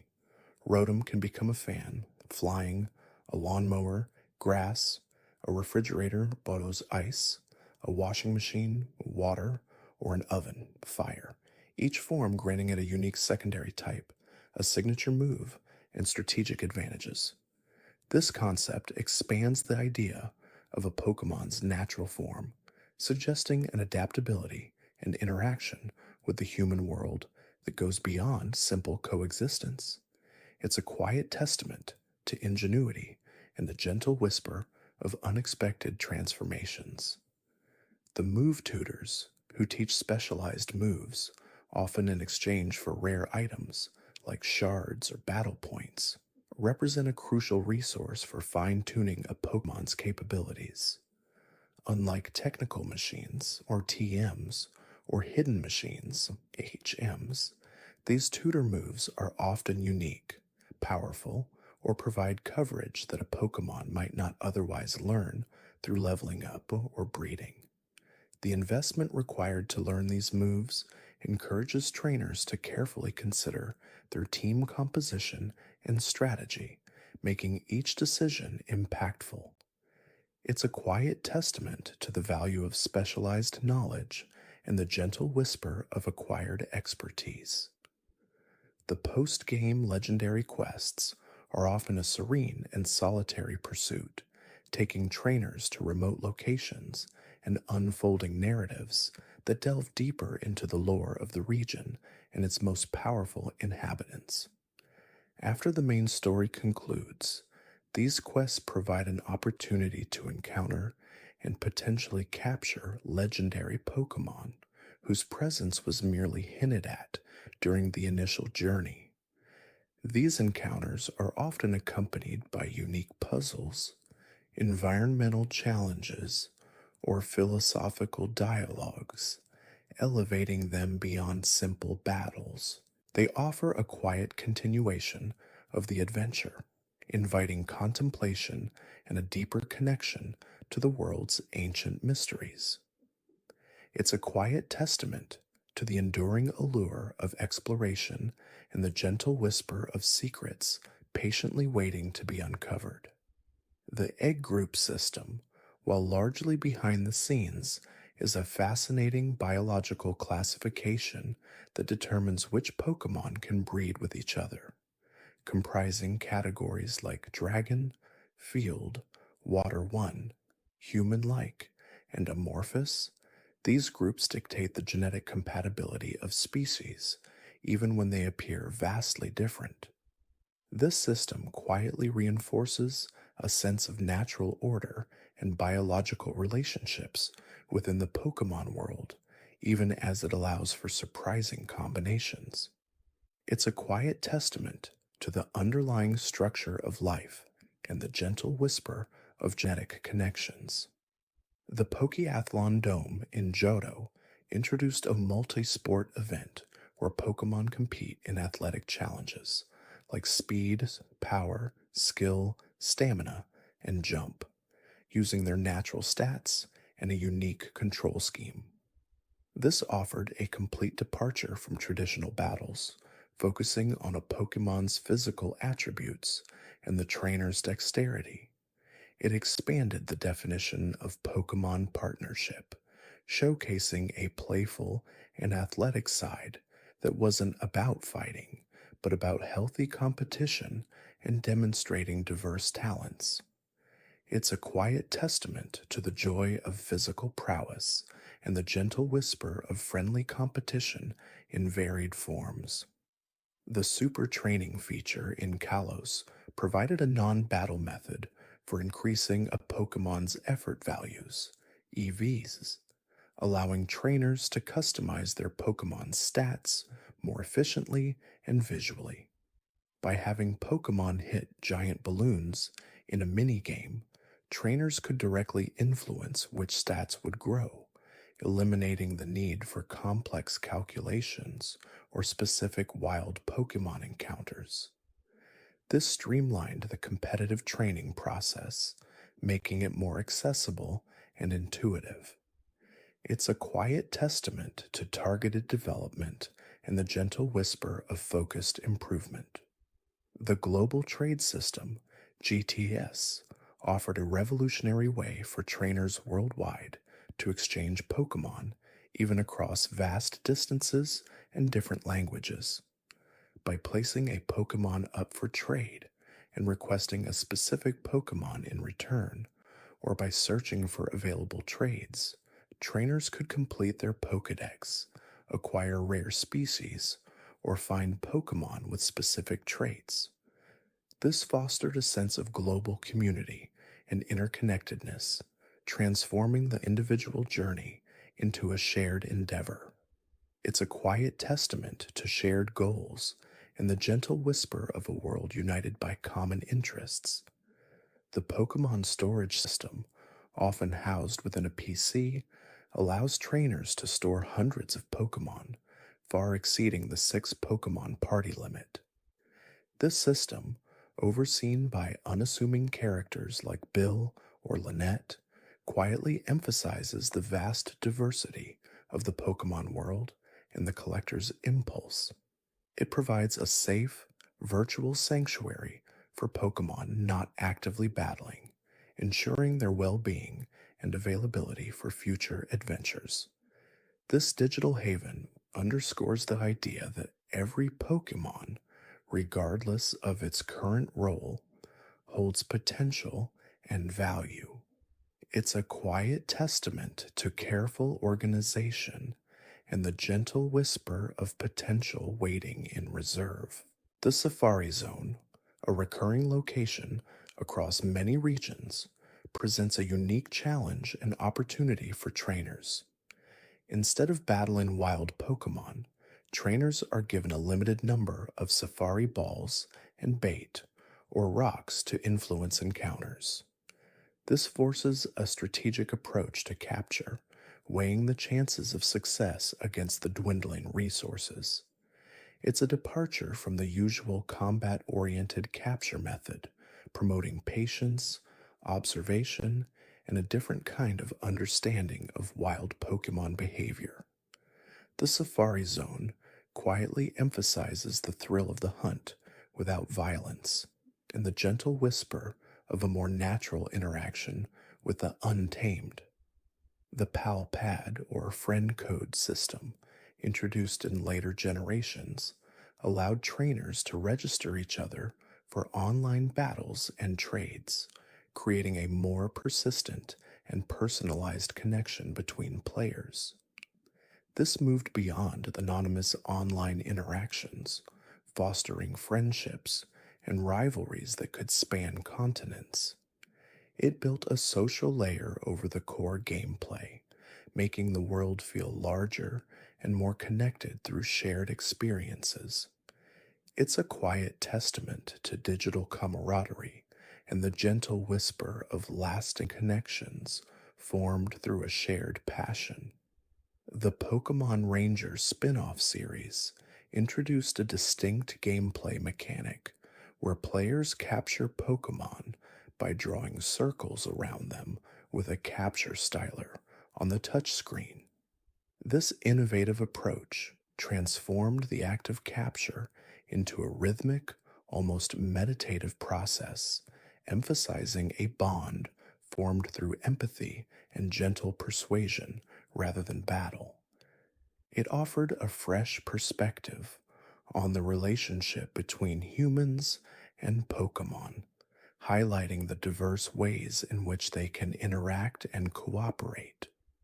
It's a quiet testament to nonviolent engagement and the gentle whisper of partnership through understanding.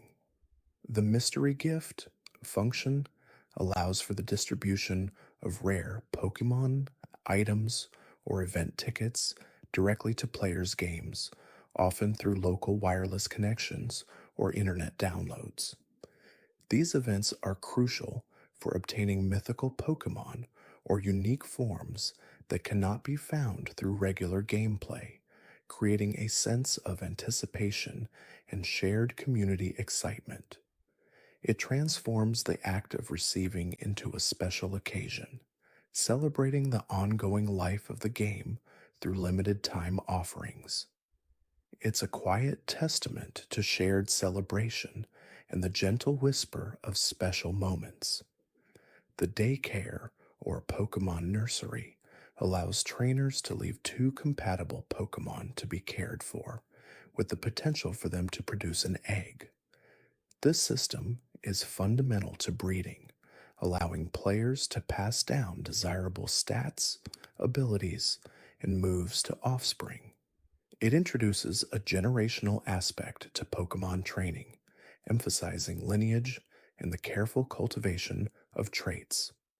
It's a quiet testament to genetic inheritance and the gentle whisper of new life. The Poképelago in Alola provides an automated system for Pokemon housed in the PC to collect items, grow berries, and even attract wild Pokemon to join the trainer's team. This passive gameplay element allows inactive Pokemon to contribute to the trainer's progress, giving them a purpose beyond battles and storage. It highlights a symbiotic relationship where Pokemon can thrive and assist even when not directly in the trainer's party. It's a quiet testament to quiet productivity and the gentle whisper of passive benefits.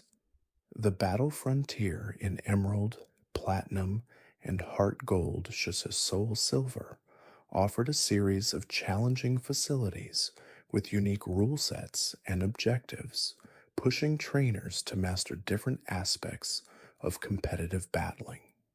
It provided an extensive post-game challenge that tested strategic thinking, team building, and adaptability beyond the Pokemon League. It's a quiet testament to mastery and the gentle whisper of overcoming diverse challenges. The secret bases feature, particularly prominent in Hoenn, allowed trainers to create personalized hideouts in specific locations in the region. These customizable spaces could be decorated with various items, and trainers could even share their bases with others via Street Pass or local wireless, leading to friendly battles and unique social interactions. This feature emphasized individuality and creative expression within the Pokemon world, offering a personal touch to the adventure. It's a quiet testament to personal space and the gentle whisper of shared creativity. The Pokédex, the electronic encyclopedia of Pokemon, is more than just a list. It's a trainer's ultimate goal and a record of their journey. Each entry contains vital information about a Pokemon's habitat, behavior, and physical characteristics, often accompanied by intriguing lore and scientific observations. Completing the Pokédex is a monumental task, requiring extensive exploration, trading, and sometimes even a bit of luck, but it offers a profound sense of accomplishment and a deeper understanding of the world's inhabitants. It's a quiet testament to diligent research and the gentle whisper of discovery. The Move Relearner and Move Deleter NPCs offer trainers the ability to modify their Pokemon's learned moves. The Move Relearner can teach a Pokemon any move it could have learned at a lower level, or even certain egg moves, allowing for strategic adjustments to its moveset. The Move Deleter, on the other hand, can permanently remove any move, including hidden machines, HMs, that were once unerasable. These services provide flexibility and customization, ensuring a Pokemon's moveset can evolve with the trainer's strategy, rather than being locked into past decisions. It's a quiet testament to adaptability and the gentle whisper of strategic refinement. The berry farm in Hoenn and Sinnoh, and later integrated into other mechanics, allowed trainers to cultivate various berries that could heal Pokemon, boost stats, or be used in Poffins and Pokeblocks. This agricultural aspect introduced a nurturing element to the game, requiring patience and planning to grow specific berries for desired effects. It highlighted the natural resources of the world and the sustainable cycle of growth and harvest. It's a quiet testament to cultivation and the gentle whisper of natural abundance. The Pokemon contests in Hoenn and Sinnoh provided an alternative to battling, focusing on a Pokemon's aesthetic appeal, performance, and charisma. Trainers would enter their Pokemon in categories like coolness, beauty, cuteness, cleverness, and toughness, using specific moves to impress judges and an audience. This offered a creative outlet for trainers and showcased the diverse talents of Pokemon beyond their combat prowess, allowing for a different kind of partnership and bond to flourish. It's a quiet testament to diverse talents and the gentle whisper of artistic expression. The Underground in Sinnoh offered a unique multiplayer experience where players could dig for fossils, spheres, and other treasures in a subterranean labyrinth. This minigame encouraged exploration and cooperation, as players could set up secret bases and interact with others in a shared underground world. It provided a casual, treasure hunting diversion from the main adventure, adding another layer of discovery to the region. It's a quiet testament to hidden treasures and the gentle whisper of shared exploration. The Join Avenue in Unova's Black 2 and White 2 allowed players to build and manage their own personalized street of shops and services. The types of shops and their levels would increase based on interactions with other players, either locally or through online connections, making it a dynamic hub that reflected a trainer's social network. It provided a unique form of customizable progression, tying social interaction directly into economic and strategic benefits. It's a quiet testament to community building and the gentle whisper of personalized progression. The Battle Subway in Unova, the Battle Maison in Kalos, and the Battle Tree in Alola are all iterations of facilities that offer consecutive battles against increasingly difficult AI opponents. These challenges are designed to test a trainer's team building skills and battle strategies without the use of items, often with unique rule sets or limitations. They serve as a rigorous proving ground for competitive teams and a way to earn valuable rewards. It's a quiet testament to strategic depth and the gentle whisper of refined combat. The Pokemon Dream World, a web-based feature tied to Black and White, allowed players to send their Pokemon to a fantastical online realm where they could interact with other Pokemon, play mini games, and discover rare items and Pokemon with hidden abilities. This interactive online space expanded the Pokemon experience beyond the handheld console, adding a layer of virtual world exploration and social interaction. It connected the game to a broader online community, enriching the sense of a living, breathing Pokemon world. It's a quiet testament to online communities and the gentle whisper of shared dreams. The Poke Radar, introduced in Diamond and Pearl, is a key item that allows trainers to find hidden, rare, or shiny Pokemon by chaining encounters with the same species. By successfully battling or capturing the same Pokemon repeatedly without breaking the chain, the odds of finding a shiny creature or one with perfect IVs increase significantly. This mechanic introduces a metagame of meticulous hunting and strategic decision making, rewarding patience and precision. It's a quiet testament to diligent searching and the gentle whisper of rare discoveries. The friendship or affection mechanic, distinct from a Pokemon's happiness, measures the bond between a trainer and their Pokemon, influencing various in game events and battle effects. A high friendship level can cause a Pokemon to endure otherwise fatal attacks, land critical hits more often, or even cure itself of status conditions. This system emphasizes the emotional connection between trainer and Pokemon, making their bond a tangible force in battle and beyond. It's a quiet testament to emotional bonds and the gentle whisper of mutual care.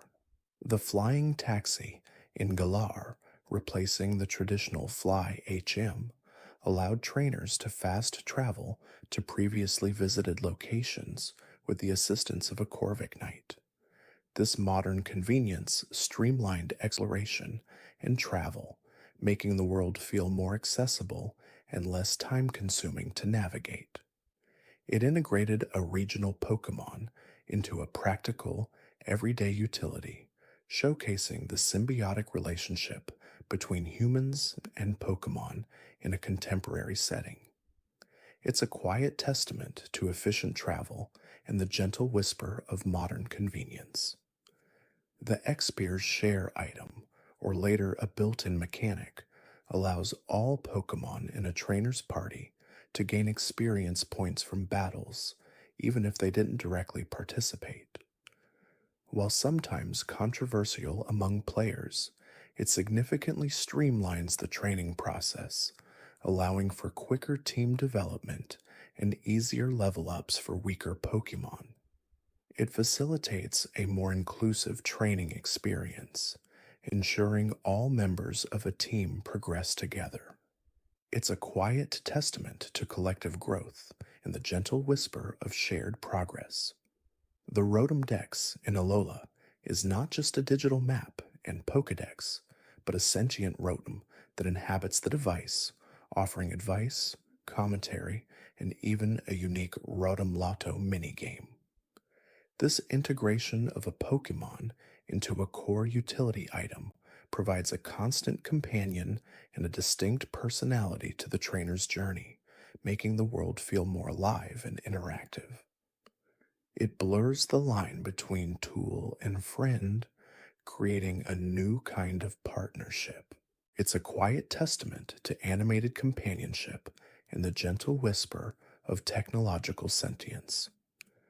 The Capture Styler from the Pokemon Ranger series is a unique device used to temporarily befriend and control wild Pokemon by drawing circles around them. This non-violent method of interaction highlights a different philosophy of engagement, focusing on empathy and connection rather than battle. It emphasizes the idea that Pokemon can be persuaded and bonded with through understanding rather than brute force. It's a quiet testament to gentle persuasion and the gentle whisper of temporary alliance.